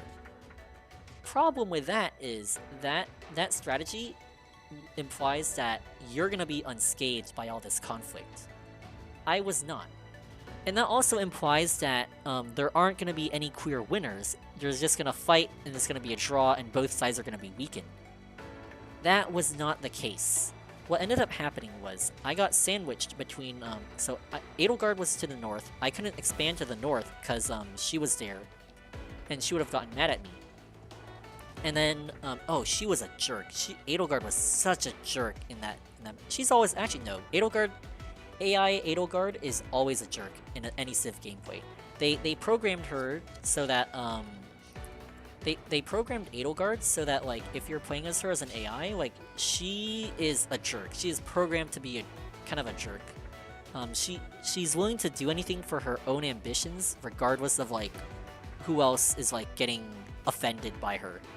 Which, honestly, I think is, like, pretty true to Edelgard in real life. Like, or not real life, but, like, her source material. Like, thing is, like, supposed to reflect, like, even though, like, people are gonna hate her, she doesn't care, right? Like, it's pretty on brand for her to do that. So she was basically a jerk, invading me. I think she invaded me, like, 3 times the entire game. One of those invasions is, like, 20 turns away from, like, our last battle. And the reason why she didn't invade me any further... Oh crap, wait. Oh wait, shoot, whoops. Oh, I thought that was a tomahawk. Whoops, my bad. Alright, we're gonna have to restart a little bit. But yeah, this is so brand on Edelgard. It is on brand, but also, yeah, very annoying. It's very Fire annoying. Emblem. Yeah. Engage. Well, now I know how, like, Fargus and the Western Alliance felt when Edelgard invaded them, but yeah, it was very annoying. She kept fighting. I would, like, destroy her army, and then I would make peace with her, and then she would gather her, and then she'd be like, okay, yeah, cool, let's make peace. And then she'd lick her wounds, and then she'd gather her troops again. She would gather her troops again, and then, like, she would declare war on me again. Yeah, I think we fought like a total of 3 times against each other. And the only reason why that, she didn't fight me any more times after that, yeah, the only reason why she didn't fight me anymore was because I had enough resources to, like, bribe her to go fight someone else. So yeah. Yeah, exactly. Oh, we're at peace. And the thing is, peace treaties only last 10 turns, so it was more of like a... Crap. Dang it. Alright, we're gonna have to RNG this a little bit. Gosh. Okay, yeah. But she was a jerk. You know who else was a jerk? Good old Hector. Well, actually, Engage. So Sigurd was my neighbor at first, and he was kind of annoying. So I paid Hector to go fight him, and Hector obliterated him, like wiped him off the map. And I realized, oh shoot, Hector, you have been fighting a lot of people, because the thing about Hector is that his special ability, his modded special ability in the game, basically gives him like a defensive bonus. And you know what they say about good defenses, they make great offenses, because then you're harder to damage. So Hector became a military powerhouse. He was like stomping everyone. He stomped Sigurd, and then he nearly wiped out me. But I was able to hold out long enough for him to like... I was able to hold out long enough to gain his respect. So he didn't fight me. Or... That worked. I was able to hold off, yeah, long enough. Let's skip this cutscene. I was able to hold him off long enough that he wouldn't destroy me completely. He respected my strength, so he... Well, yeah, he is a one-man army. Well, it was more of his military. Engage. It was more of his military. Actually, it wasn't even that. I was under the assumption that no one was gonna fight me anytime soon, and so I was neglecting my military research a little bit. So my military, I mean, I was technologically advanced, but not my military. I was neglecting my military a little bit, on the tech tree. And then Hector came in with his superior army, and he nearly wrecked me. So that was a wrench in my plans, because then I was forced to kind of play a little bit of catch up with him and devote some resources towards that. And then not only that, Hector, yeah, he was destroying everyone. Like, I paid him to go fight Dimitri, or actually no, I didn't pay him. He fought Dimitri of his own. Oh crap. Whoops. Is this really? Okay, my bad. Yeah, he fought Hector, or he fought Dimitri of his own free will, and then wiped him out completely. Like, yeah, it was a shame. And then after that, he just started. I tried to pay him to like fight other people too, so like he would kind of like get off my back. Engage. Because I was worried after he killed Dimitri and after he fought me again, I was worried that he was gonna try to kill me again like Edelgard did, so I paid him to go fight some other people. And he did that. He went out and he started like, what's it? He went out and he started like killing other people. He went and attacked Spain, he attacked, he fought Berkut. Like, he was fighting everyone. But the thing was, he just had so many cities, like, he expanded. I was sandwiched between two angry warlords, basically, who both had a very real intention of attacking me. So I couldn't devote my resources towards like trying to win the game. I was trying to like survive. And that wasn't an issue. That wasn't an issue for Raiden, because she was chilling. She was prospering like never before. So yeah. You know what? We might just let Goldmary die. I'm willing to let her die. Yeah. Anyways, yep, that's Civ 5. Other games that I've played though. Let's see. That was a 52%. Oh my gosh. Come on. Okay. Other games that I've played are... I'm trying to remember.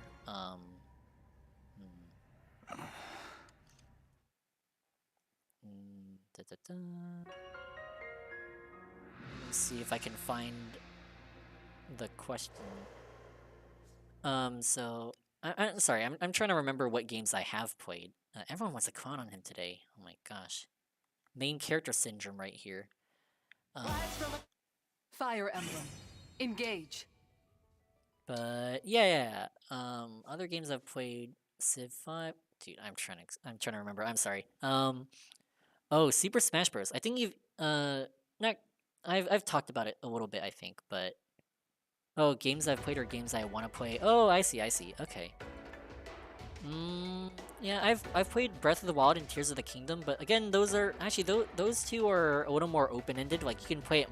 There's multiple ways to play Breath of the Wild and Tears of the Kingdom. I did have a Tears of the Kingdom live stream that was going on during the summer, and then like kind of when college hit, like that kind of stopped because of the lack of availability of time to stream. I worded that weirdly. I didn't have as much time, so I wanted to like at least devote time to finishing Fire Emblem Engage. Haha, look at where we are now. And Genshin. So that I think that was a fun game. I mean, if there were to be Zelda games, even if it wasn't like open world like Breath of the Wild and Tears of the Kingdom are, I think I would still play that game. I think we're gonna try to avoid the Axeman here, which is gonna be easier said than done. We're gonna do this. There we go. Leave me alone. Other games I've played. It's dead now. Actually, this was the first game that I ever... Okay, not the first game I've ever played, but... The first game that I really had like a... Yeah, here's a... No, you haven't finished either? Yeah. Yeah, so many games, so little time, especially these days. Oh, good job, Gold Mary. You survived. You survived to live another day. Alright. Let's go. I should probably save this here. And then keep going from there. We'll see. Sorry, but yeah, the first game that I really got interested in was have you ever heard of Club Penguin? I think it's actually kind of funny. I feel like Club Penguin got like a surge in popularity like after once it was announced that it was like starting to die, and once like it started dying, and like afterwards and everything. But like Club Penguin, oh, you know of it? Yeah. Oh man, it was so fun.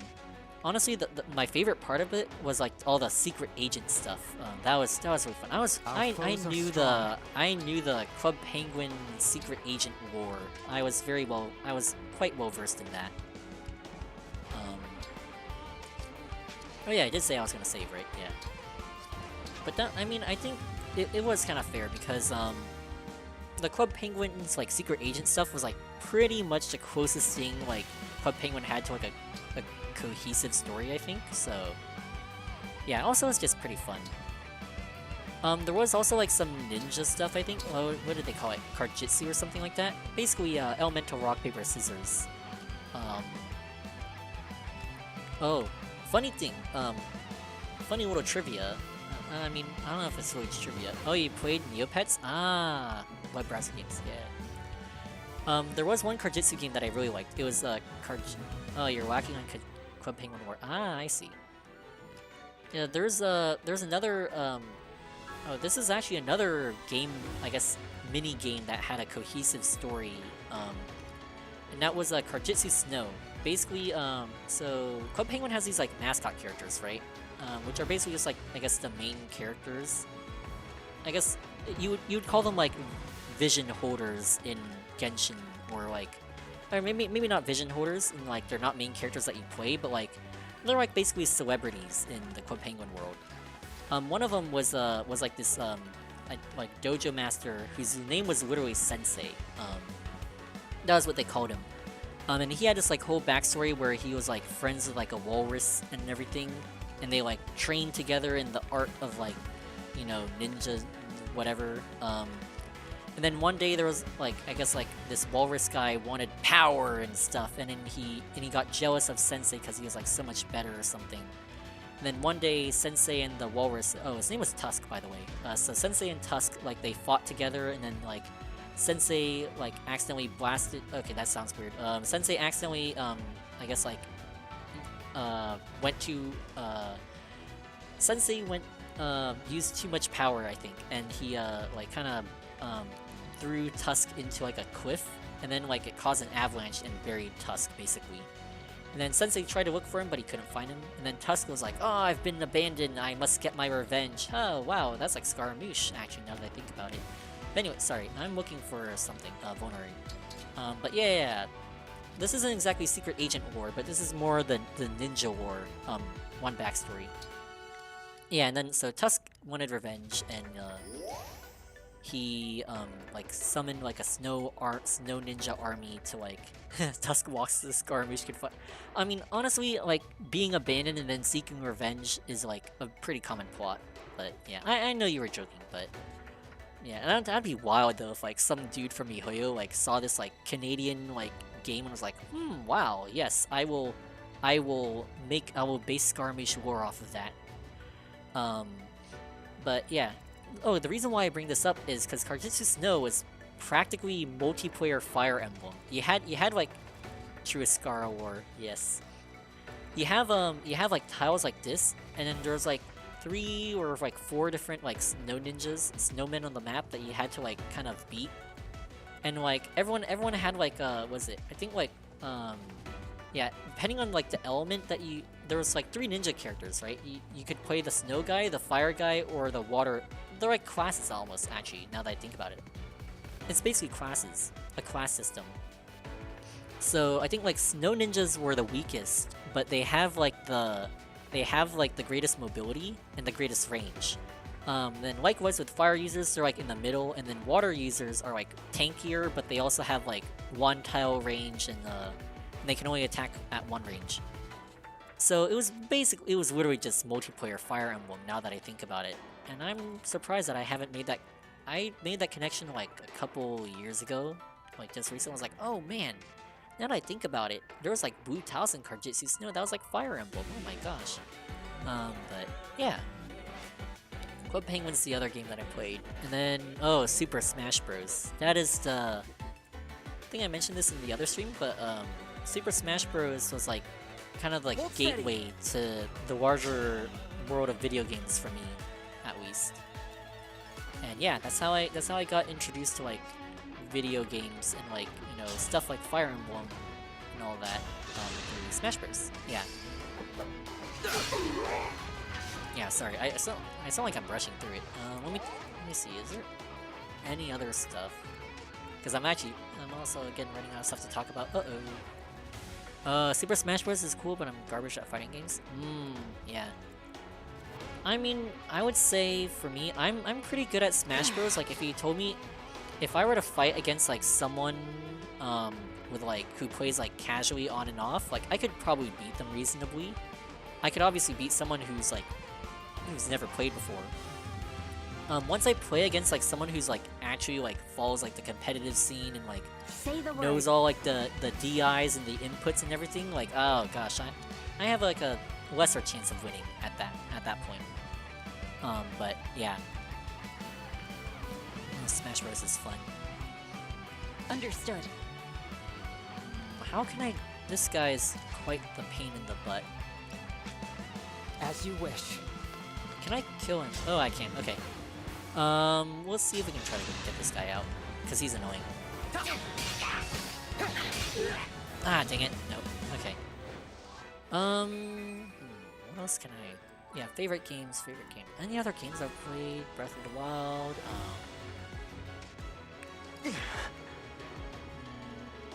I'm trying to think of other games I've played.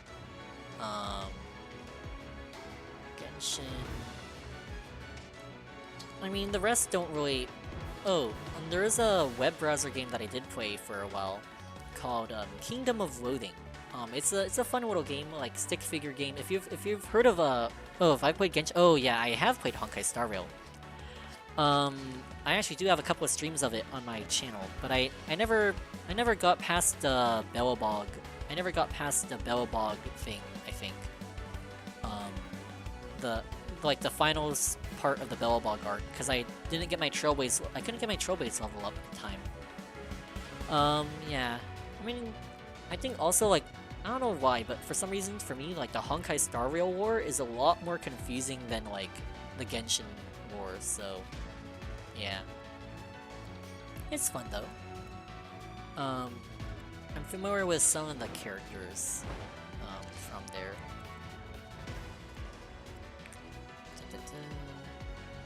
Oh yeah, absolutely text heavy. Also, like, I don't know why, but they're always so vague.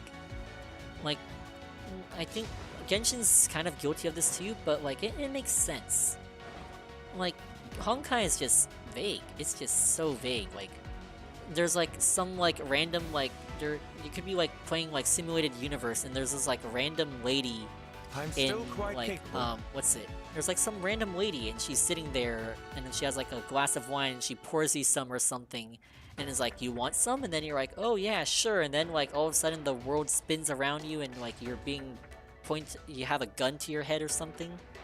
I'm like going off of something that I vaguely remember, and also filling in the blanks with like some random stuff. But I mean, that's something that Honkai does, and that could probably be something you could see in a Honkai. And then there's like what is it called? The Mara and the stuff and like the IPC and the Eons. Oh my gosh, the Eons. The Eons are like at least the Archons. The Archons kind of makes okay. It's not like I'm complaining, and I kind of am. But the Archons, right? The Archons make sense. I understand like there's here's Venti. Oh, sorry. And okay, I think at that point, if you don't know that Venti is Barbados, then like that's kind of on you.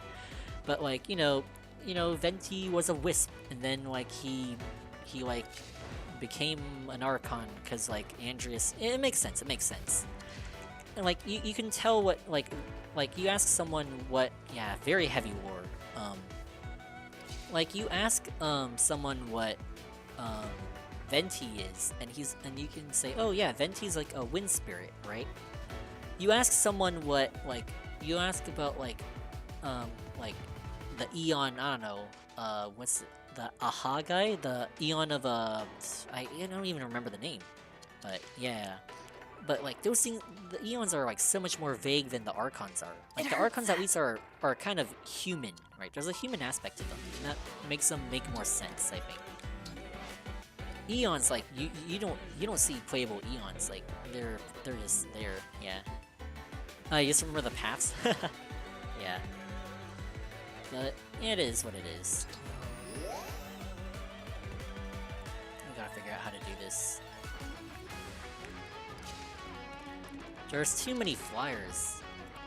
It's annoying. Now someone's gonna come here and do cleanup. Okay, but yeah, Honkai Star Rail, Kingdom of Loathing, a web-based browser game with like crude stick figures. It was pretty funny, I think. I liked it. Sorry. Yeah, that's pretty much it, I think. Oh, I did play, I mean, there's some minor games too that yeah, they're all just minor games, I think. Like Slime Rancher is one of them. I liked that game. It was pretty chill. Yeah. That's pretty much what it is. But yeah, that's the games that I've played. Yeah, Slime Rancher is fun. Yeah, I heard there's a Slime Rancher 2, but I haven't. Dang. I haven't even beat Slime Rancher 1, so I don't know. Yeah. Okay, this guy we might have to get rid of. These two are problems. Give me. Oh, you haven't played since the early access? Oh, yeah. I had the early access, and then it got converted right into like 1.0 or something, and the actual game came out. So yeah, I also played before like the quote-unquote real game came out. But yeah, that's my experience with games.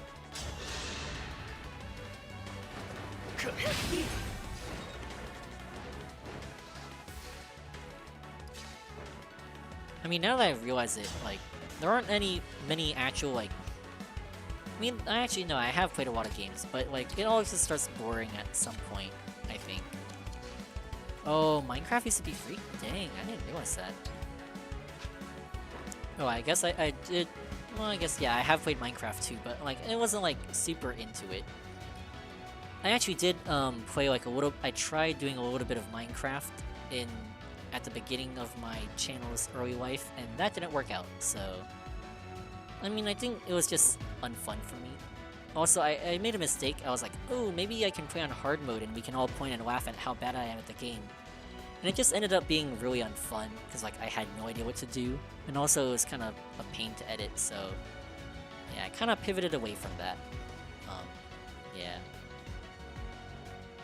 If there's like more RPG games that like come out someday, like maybe I'll play those. But again, I think it depends on accessibility too. Like I would. You want to play with only with a bunch of friends? I see. I was gonna say I'll only play Final Fantasy VII if what's it called? If it comes out on a non-PlayStation, and it actually has, but it's also like freaking expensive. So I don't know. Maybe we'll see. Oh, and speaking of Final Fantasy, I just remembered, I did play Persona 5. I actually did play the game. I'm not, there's like I think there's a stereotype of Persona 5 players that like, or Persona 5 fans that like, oh, they've only watched like a YouTube series. And that, honestly, that is how I got into Persona 5. Persona in general, I think. Like, I'm not into it. I don't think I'm into Persona as much these days, but I have played the games. Like, yeah, I saw a playthrough of it. Well, I first knew about it because Joker came out for Smash, and then I played Persona 5 on the PlayStation 3, I think. Yeah. Yeah, you haven't played Row? Neither have I. Yeah. I mean, Persona games are kind of fun, but I would never play this on stream. I'm saying like, okay, maybe not never, but like, I would have to absolutely hate my life to want to play Persona 5 on stream. And the reason for that is because a typical stream already takes a while. And I think, yeah, you've played Persona 5. You know how long Persona 5 lasts for. Like, it lasts for a very long time. 120 hours probably per playthrough. And when I can barely beat like a 30-hour game like maybe not, you probably can't beat Fire Emblem in 30 hours, but oh, you played Persona 3 and 4, nice. But like, if you can barely spare the time to, if like playing like just a Fire Emblem game takes you like forever to beat, like, oh man, can you imagine playing a Persona game? Yeah, it's gonna be a very long time commitment that will probably never get finished. Oh, you bought a PS Vita to just play them? And then they came out on PC. Yeah. Yeah, but Persona games are fun. I actually haven't watched Persona 3, much of Persona 3. I guess the vibes are, oh, it's a few years before they came out on PC. I see. Yeah, I've seen gameplay of Persona 4. I'm acquainted with the characters. Persona 3 less so. I feel like the vibe of Persona 3 is very much different from...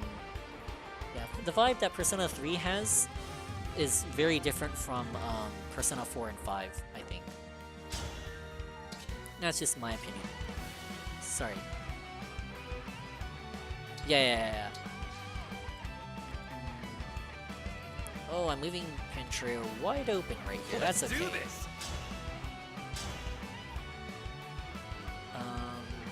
Yeah, I'll just do that. Yeah, each Persona game has its own vibe for sure. Ooh, nice. Nice job, Pantrio. Now that was a party. Alright.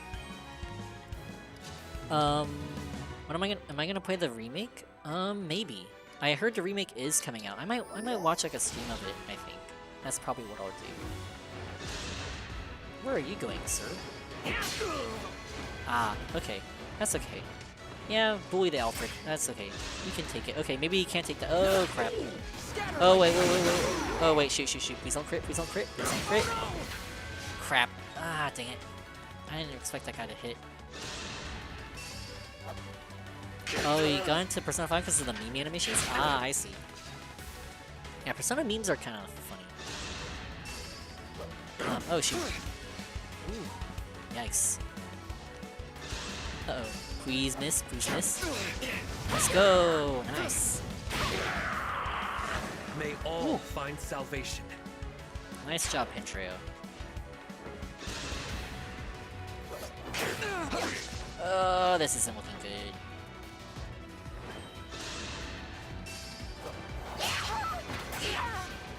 Yeah. Every turn is now a struggle. Oh gosh. Yeah, things are looking even worse here. Dang it. Ah, okay. Oh crap. Dang it! I've been so focused because we've only spent like... it's funny. For all of the talking that we did, I mean, it's been very entertaining, don't get me wrong. And this stream has been very great so far in terms of productivity. In terms of like entertainment value. Well, I hope that it has. Where you lead, I follow. But, I just realized that I just realized one of the reasons why I didn't want to group these guys up in the first place.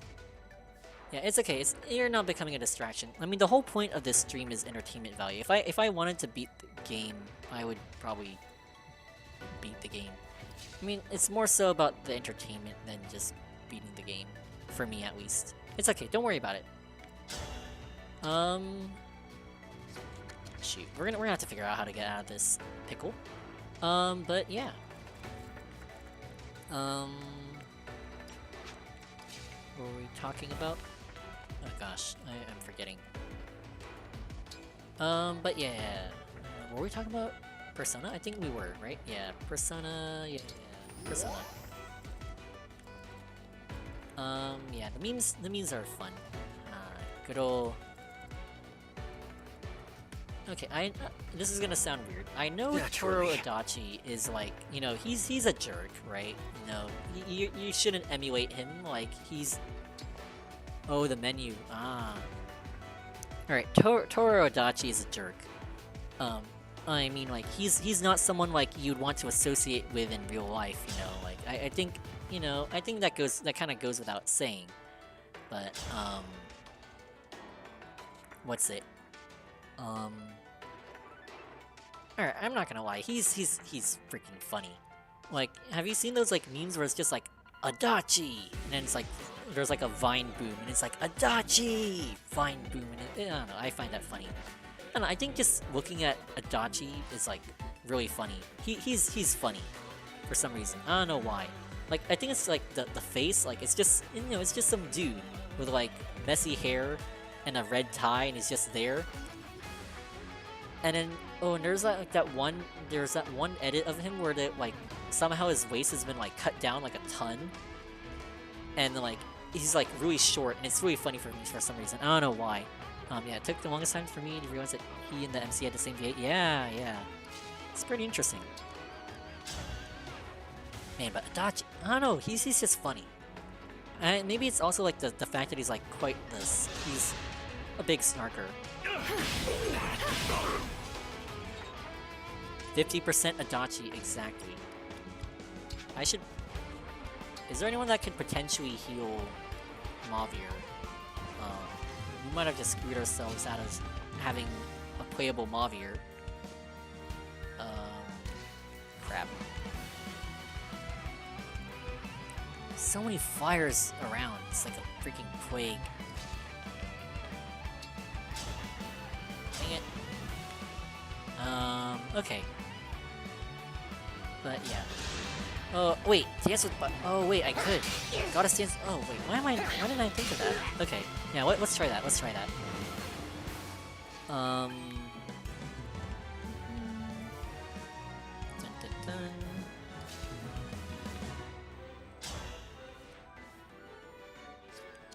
Oh, shoot. Oh, shoot. Oh, crap. Alright, big conundrum. Very big conundrum. Pandora is not going to be able to make it across to the other side. Meaning that someone... I live to serve. Wait, I can do this. Never mind. Maybe. Shoot. Crap! Ah, dang it! Ah, fudge. Alright, I'm just gonna play this again. Anyways, sorry. Got distracted. Oh, I hope I'm not like taking too much time out of your day too. Yeah. Thanks for sticking around. Engage. Yeah. Yeah, he's too far away to access a convoy. Yeah, thanks for sticking around though. Like, I appreciate it. Yeah.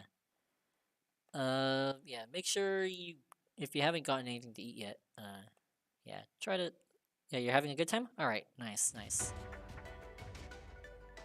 Yeah, what time is it in, Australia? Give me a moment. Yeah, 8:50, okay. Yeah, yeah, just... Hopefully I'm not keeping you for... I'm exhausted. ...too long. Yeah, make sure you get something to eat too. Yeah. Yeah. Oh, you gotten it before I could type? Nice. Okay. That's good. Alright. Yeah. Take care of yourself. Don't watch my stream for too long. But yeah.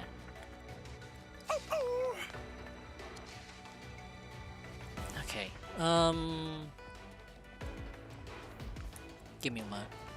I'd hate to do this because this is how, in my opinion, streams get boring really fast. Is when I start strategizing about stuff, because I'm not very good Your at orders, strategies. please. It's just very boring. But we'll see. I'll try not to make this boring. If you do have to go, okay, nice. Alright. Alright, let's see. This guy isn't gonna be an immediate threat. This guy is. And so is this guy and this guy. Dang it. Now this is bad. We are actually getting slowly worn down by the reinforcements right now. Which is kind of a bad thing.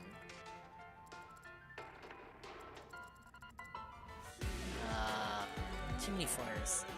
Well, the good news is some of the flyers, if you don't want to be backseater, if you, no worries. I know a lot of streamers don't like backseaters, but I do because, I mean, yeah, if I have an issue with it, I'll let you know, but for the most part, I appreciate backseating because I'm just bad at games, so. Yeah, again, I think, as, I don't want to speak for other streamers, but, I mean, in my experience, looking at, other large streamers, I think the annoying part of it comes from, The annoying part of it comes from, hearing many voices telling you, oh, do this, do that. So I think, if it's, a few, minor stuff, oh, you should try doing this or consider doing this, I appreciate it. Yeah. I think, it's only when, multiple voices start coming at me that then we might. I'll let you know when it becomes an issue, though. Yeah, so don't worry about it right now. Yeah, that's the game we're gonna play here. Yeah, things are getting bad though. We're getting worn out, and Sombron is perfectly a-okay. I was hoping the idea was that we're gonna handle the reinforcements and Sombron, and we do chip damage to Sombron, but that plan is not going well right now.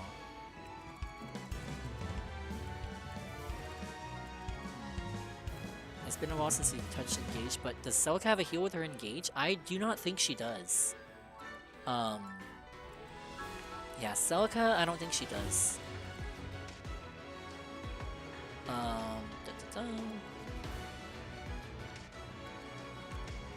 Is it my turn? Okay. I think we just try to leave and run and minimize attacks. Let's see how that goes. Okay. Alright. Now that we've had a strategy, I can actually start talking about stuff again. Sorry. Yes. But yeah. Okay, we're gonna do this. Get this guy out of the way. Let's see, what else can I talk about?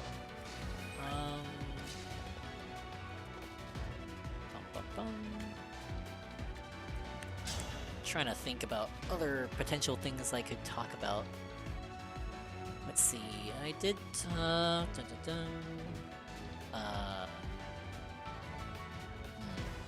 Okay. Yeah, Corn Dragon Veins. Oh, I haven't used them a lot actually. That's probably to my detriment.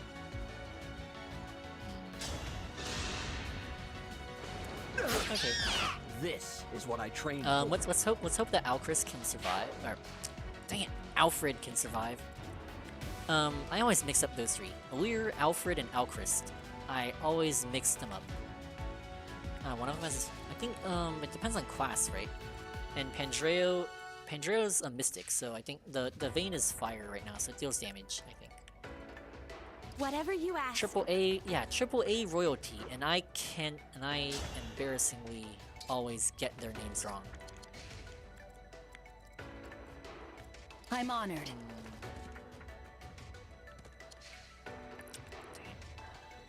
Gotta figure out how to minimize casualties here.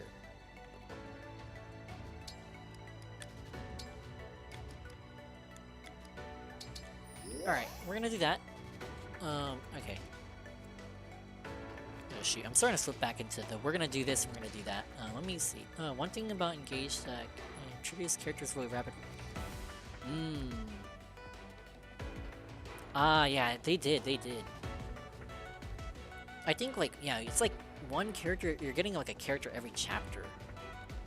And actually, I did put out a poll once on my channel back when I was doing polls and before I ran out of ideas on what to poll people on. I kind of put out a poll like, do you like route branches or route splits, or do you like a single route? Because in addition to having, the thing is, like, when you do route splits, you kind of spread your story out really thinly, but also having a route split means that stuff like Fates and stuff like Three Houses, you have like certain characters that are locked on certain routes and certain characters that are locked on other routes. So not only is there replayability value, but also each character gets more of a chance to shine. Like, if you threw all of Three Houses' cast into one big route, like, not every character is gonna... I mean, every character will get a chance to shine, but they won't shine as frequently, I should say. Like, you can see, like, every time, like, the retainers get, like, relevance for, like, 2 chapters, and then, like, they're done. They have 0 plot relevance after that. Like, Alfred was plot relevant for, like, the entire Firene arc, and then he kind of, like, pops in to chime in every now and then. I think, actually, no. Alfred, I think, gets a little bit of extra leeway, because he was, like, the first guy that Awir met. I think, what's it? I almost called him Dorian. I'm mixing him up with, I'm mixing Diamant up with his, dad and Darius from Fire Emblem Warriors. But Diamant he's okay. I think his relevance definitely falls, like, massively in the plot after Brodia. Same with Alcris. Like, Alcris is relevant for Brodia. He shows up and stuff, like, in chapters 10 and 11. And then after chapter 11, he just doesn't show up after that in the story. Like, he disappears. I think Ivy gets some more plot relevance, because she's, you know... There's a lot to be done with, like, you know, the illusion abandoning her country and fighting her own country and all that. So she gets a lot of... Tamara's the one that gets, like, the Wii screen time, in my opinion. Not just because, like, you know, she's... Yeah, it's pretty wild, because Brodia was warring with Elusia all the time. I don't know, they didn't really do much with that. Like, it was just like, man, you know, we did some bad things to you, and you did some bad things to us, but it's okay. We're gonna stop doing those bad things, and we're all gonna be okay. And I'm sorry that we did this bad... It's so crazy to me, because, like, you think there's so much, like... You know, there's a lot of hurt and resentment. I mean... I'm not saying, like, there has to be hurt and resentment forever, but, like, that usually doesn't get cleared up in, like, 1 support, you know? It doesn't take 1 conversation to get rid of that stuff. And I mean, also, I think, like, the fact that we didn't really see much of the effects. Oh yeah, Tamara was cool until, like, we left Solm, and then, like, she was just there to, like, make quips and stuff. Fogado, yeah. Any of the, like, the royal siblings, like, fall off. And you can tell when someone falls off in the plot because they get kill cutscenes afterwards. Like, Alcris won't, like, get quote-unquote killed until, like, after his relevance in the plot ends. Like, if he gets defeated, he merely retreats, right? Like a normal FE villain. But, after his plot relevance in the story is gone, he just straight up dies, and that's what happens. Which, yeah, is a little bit unfortunate, I think. Like, even, like, in Three Houses, like, even if characters could die, like, Felix could die. Actually, all the characters had death cutscenes.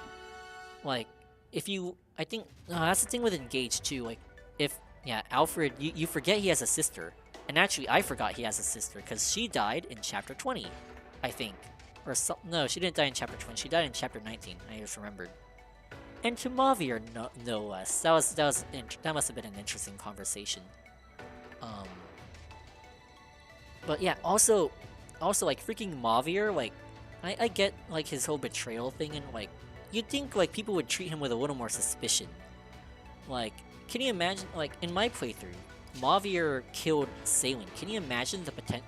I mean, I guess it doesn't make sense. It does make sense because there's like gameplay variables and everything. Like you can't account for everything. But like, I feel like Mavier got let off way too easily. Also, like, his plot relevance falls off so hard too. After he betrays, he like shows up, he betrays and joins the team, and he just falls off.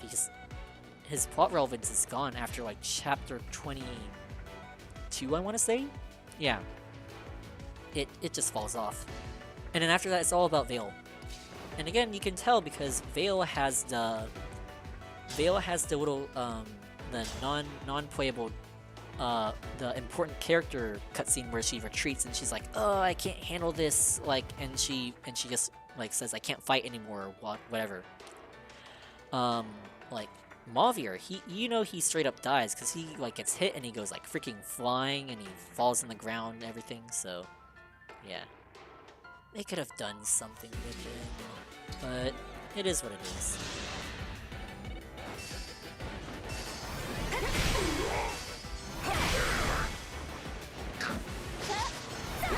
Oh, that could have gone poorly. Nothing left of you. Yeah. I mean, there's a lot of potential. I just think that it was unfortunately I don't want to say squandered, but like there could have been more done, I think. Yeah. Okay, we're gonna kill this guy. Like this.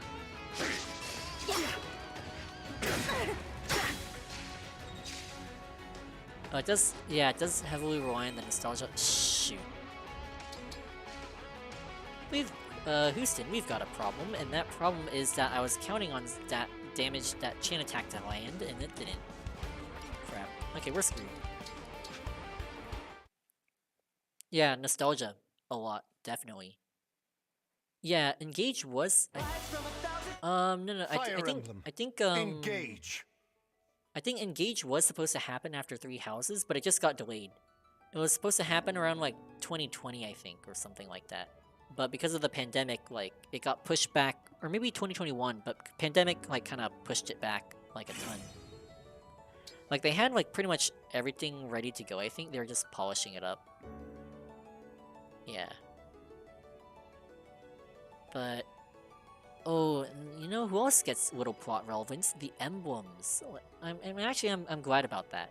Like, I'm glad that they played less plot relevance because it fleshes out the characters more. I think they kind of went for an awkward angle though. I think like if you made all the emblems like unspeakable, okay, that's unable to speak. There we go. If you made it so that they couldn't speak whatsoever, like just make them all like the normal Fel emblems. But like when they turn like good, like take away the red stuff, you know, I'm listening. take away the Kool-Aid. I think like you could have done. I think you could have still like made it an anniversary game by saying like, oh, this is like Emblem Marth or whatever. And like I think number one, it would also make it seem more logical that. Because the way the emblems in Engage were presented is like, they're these legendary heroes from like ages past, super powerful and everything.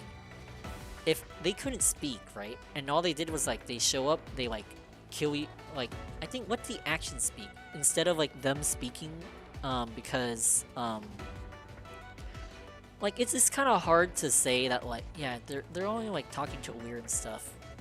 Honestly, I think, well, I guess the angle I'm going for is like, make the emblems unable to speak like whatsoever. Like they should not speak. Yeah, the thing is, yeah, then if they can't speak, you can't have the bond conversations. But then I think even then, I think like the Bond conversations plays a lot on like nostalgia and stuff like, oh, haha, wow, you know, you remind me of X character from my home game. Like we seen it going like, I don't know, what's it? Oh, you wish. Amber, you remind me of Owain from hit game Fire Emblem Awakening or something like that. It just kind of feels like they're shilling their, okay, maybe not shilling, but it feels like they're heavily relying on the nostalgia that you feel for these other Fire Emblem characters and not like the characters themselves. Yeah. Like if I think a good way you could have done it to get some nostalgia, but also, I mean, I think they did a very good job at giving the emblems like minimal role in the, okay, not minimal role, but like it's not like a crossover game where like Win is like speaking like every like chapter or so, right? Like she makes like few appearances here and there, and that's pretty much it. I think like if like I guess like treat them as ghosts, right? Ghosts with the skin of the heroes. They're like legendary spirits and everything. And I feel like the threat factor, the power factor of the emblems, and like how serious they are, could be conveyed so much better if they couldn't speak. I'm your knight to And like command. all you see is like them like you know, shredding enemies and stuff, right? And like once you hear like I'm trying to think who's like the most unserious character. I mean, all the emblems are actually fairly serious, but like once you see them like saying like, oh dude, you're like, you know, treat me as one of your fellow comrades, we're all like bros, we're all like chilling and stuff like that, like all that power goes away, you know. And that's just my opinion. Like if you want to like respect the emblems as like these immense, super powerful, like almost like, you know, beings, right? You gotta treat them like they are immensely powerful beings and not like, you know, good old Sigurd from, you know, I'm just Roy, I'm just a normal prince, I'm just a fellow comrade just like you are. Like then you're just kind of bringing those characters down to the level of, you know, the playable cast, I think. That's just my opinion though. Yeah, Engage really does rely heavily on nostalgia. It's literally in the marketing, like play with heroes from ages past or whatever, something like that. Oh, but gameplay-wise, it is pretty fun. Like, I don't think I've struggled this much with 3 houses, as much as I am right now with, I'm not struggling. Yeah, Engage is a lot more challenging, especially the final map. I mean, I'm struggling on this. I think you can tell, but I like this map a lot because it's a lot more creative than you know, what 3 houses did. Like with 3 houses, like you're on one side, the boss is on the other side. You gotta like fight your way across the map to get to the boss. Yeah, it does make sense. Yeah, most of the emblems are just like, we're friends even though I'm a princess. Like once you put them on the same level as the main cast, like then you're kind of taking away that whole we're powerful sort of thing. Like if you like made them unable to speak and like all you saw was like Byleth like freaking like throwing the Sword of Creator at your face, like you're gonna be scared. Like if once he starts speaking though, like he's like, hey, I'm Byleth, and I'm your chill, cool teacher, man. I was a professor, you know. I like teaching people, you know. Like Byleth's pretty chill once you get to know him and once he starts speaking. But like, you know, I think the fear factor is like, there's a fear factor with Byleth. I'm just using him as an example, and especially with him, yeah. And it also, yeah, it does take away from the rest of the original cast. Like, it doesn't let them stand on their 2 feet. Yeah. Anyways, yeah. Sorry, back to map design. Yeah, 3 houses now that I think about it. All the boss maps were basically like, here's you on one side, here's the boss on the other side. Like, you're gonna try to fight your way across the map to beat the boss, and that's it. I like what Engage did here, where they're like, yeah, the boss is like right in front of you. If you wanted to, you could like try to rush him right now, but like that's a stupid idea because he has like a crap ton of damage reduction. And it kind of forces you to like tiptoe. He's also very powerful, so you're forced to like kind of tiptoe around like the entire map like so, without getting into his range and like getting one-shot deleted. So I like that. Well, I mean, it's kind of unfun. I mean, it's a creative way to think and play the game, but right now, yeah. Ugh, it's a struggle. I will endure. Yeah. Yep, that's my take on Fire Emblem, and we're gonna hope that. Actually, I'm just gonna see how many. Let's just do Nova. Oh, you got deep by one. The Master Raid had to activate some doors across the barrier. Oh, we got hit that time. Whoops. Dupe by one. Activate some pillars and cross a barrier. Is that? Oh, that sounds like Leaf's Paralog. I didn't really play it, but I think that sounds like Leaf's Paralog. Activate like I think there are some bridges in Leaf's Paralog, or it could have been Sigurd's. Yeah. I think yeah, Engage is fun from a gameplay standpoint at least. Let us be off. Yeah, unfortunately for me, I like my story better than my gameplay, so Engage isn't really on the top of my. Oh my gosh, this game is like peak kind of list. Okay, I'm gonna have to steal a staff of Vulnerary from Louis.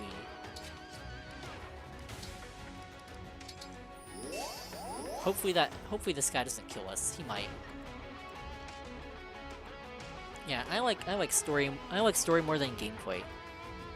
The only problem with story over gameplay is when that happens, when you put story over gameplay, then like, you know, there's only so many times you can play a game before it starts to lose its there's only so many times you can play it before it loses its replay value. Because you already know how the story goes. So yeah, those are my thoughts. It hurts. Okay,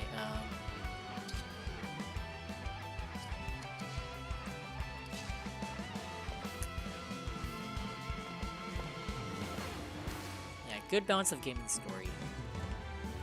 I mean, there are actually it's kind of like what we were talking about with YouTubers and YouTube channels. There's a good balance, I think, that you've got to have. I mean, not balance, but there's like, you know, some games fulfill certain niches and others fulfill other niches, right? Like I'm not expecting peak storytelling from Super Smash Bros. Or like Tetris or something like that, but as long as it's fun, I think. Oh yeah, with Mass Effect. Yeah. I mean, honestly, like, games just have to be fun, right? What that definition of fun comes from is kind of up to the discretion of whoever, yeah. The fun police, I suppose. I mean, not even the fun police, it's just up to the discretion of the player. But yeah. Okay, what we're gonna do, we're gonna have Marin. I'm gonna save one more time. Ah, you're the fun police. No, no. Yeah, shoot, what the? Oh, because Goldenberry didn't attack that turn.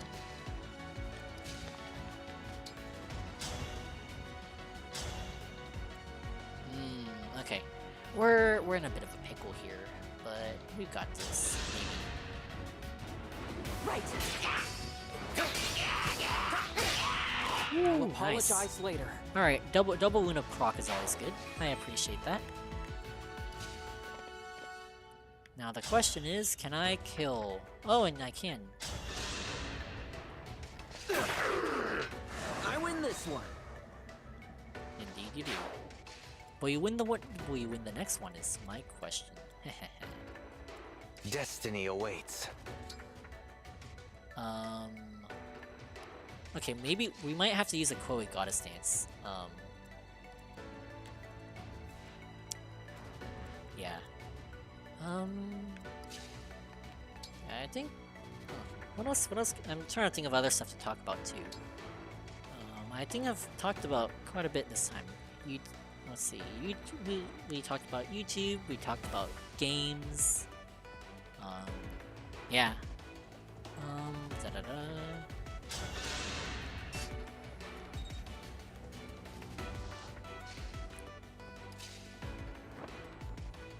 Alright, you know what? I'm gonna do it here. Emblem. We'll try here. Engage. And do that. Yeah. Okay. I don't. Okay, Mavir might die. Shoot. Dang it.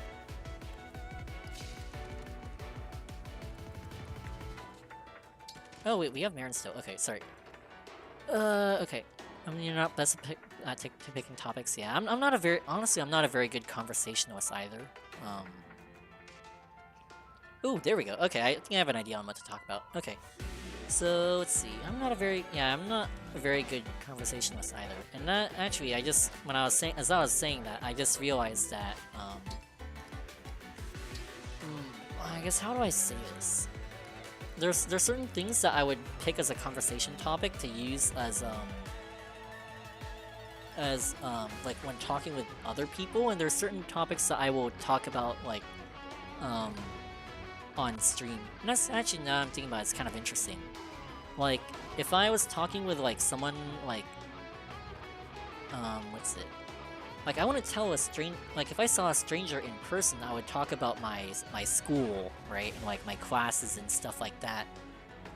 But I won't talk about this stuff online. And now that I'm thinking about it, the reason being, well, you know, I don't want...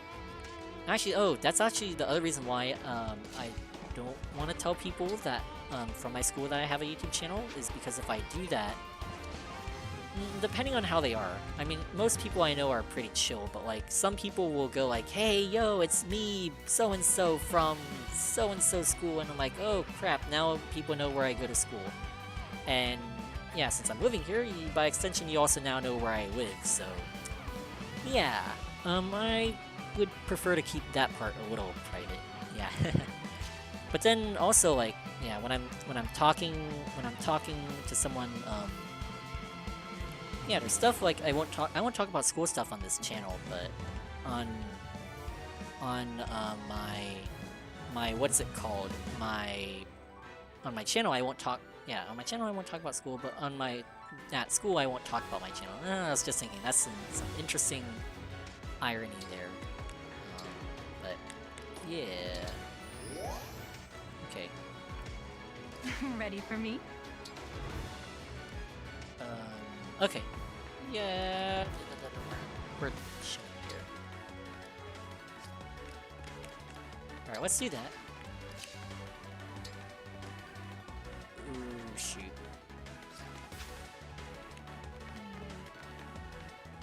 Crap, there's a flyer there too. Flyers everywhere. Crap.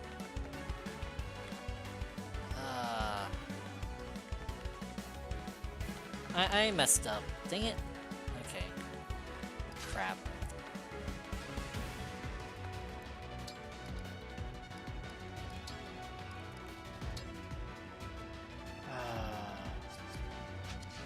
Do I dance? Maybe there's a chance that I can do this. And a funny thing about online interaction is, oh, it's so rare for you to be interacting with other Australians. Really? That's interesting. I would think like, that's interesting, because like, at least for me, like in California, like usually the people that I'm interacting with are usually Californians, because they're always like up at the same time as me. But oh, most of the content you watch is from Americans. Ah, I see. There's a bit of like, in terms of like media and stuff like that, a large number of people are. It's interesting actually. Are gonna be Americans, yeah.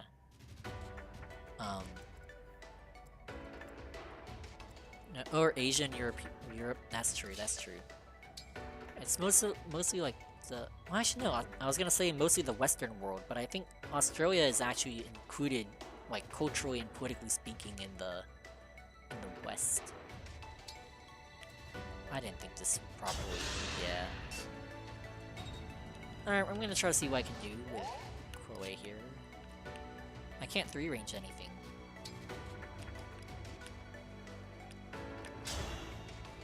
What? Screw it. We're gonna go for it. I'm gonna see what happens. Hungry for more. Nice. Each battle, Alright. a chance to grow. Well, hopefully that will improve Seedol's chances of surviving.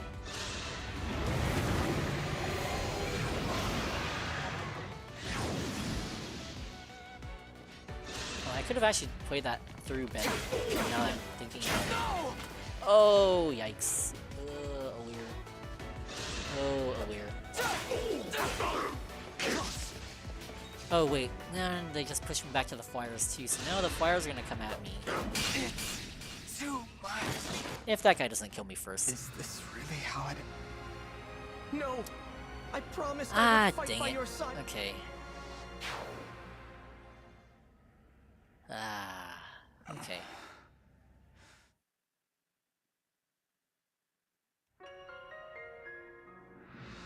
Rip. Okay, well, I think I've actually kind of run out of topics to say.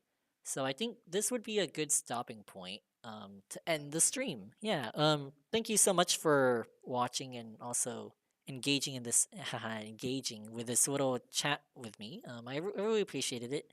And also, yeah, it's always good to keep a conversation going. I hope this stream was as entertaining for you as it was for me. And yeah.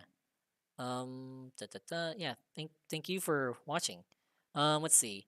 I'm probably gonna honestly like do some of the engage stuff off stream, so I won't end up playing this game forever and forever.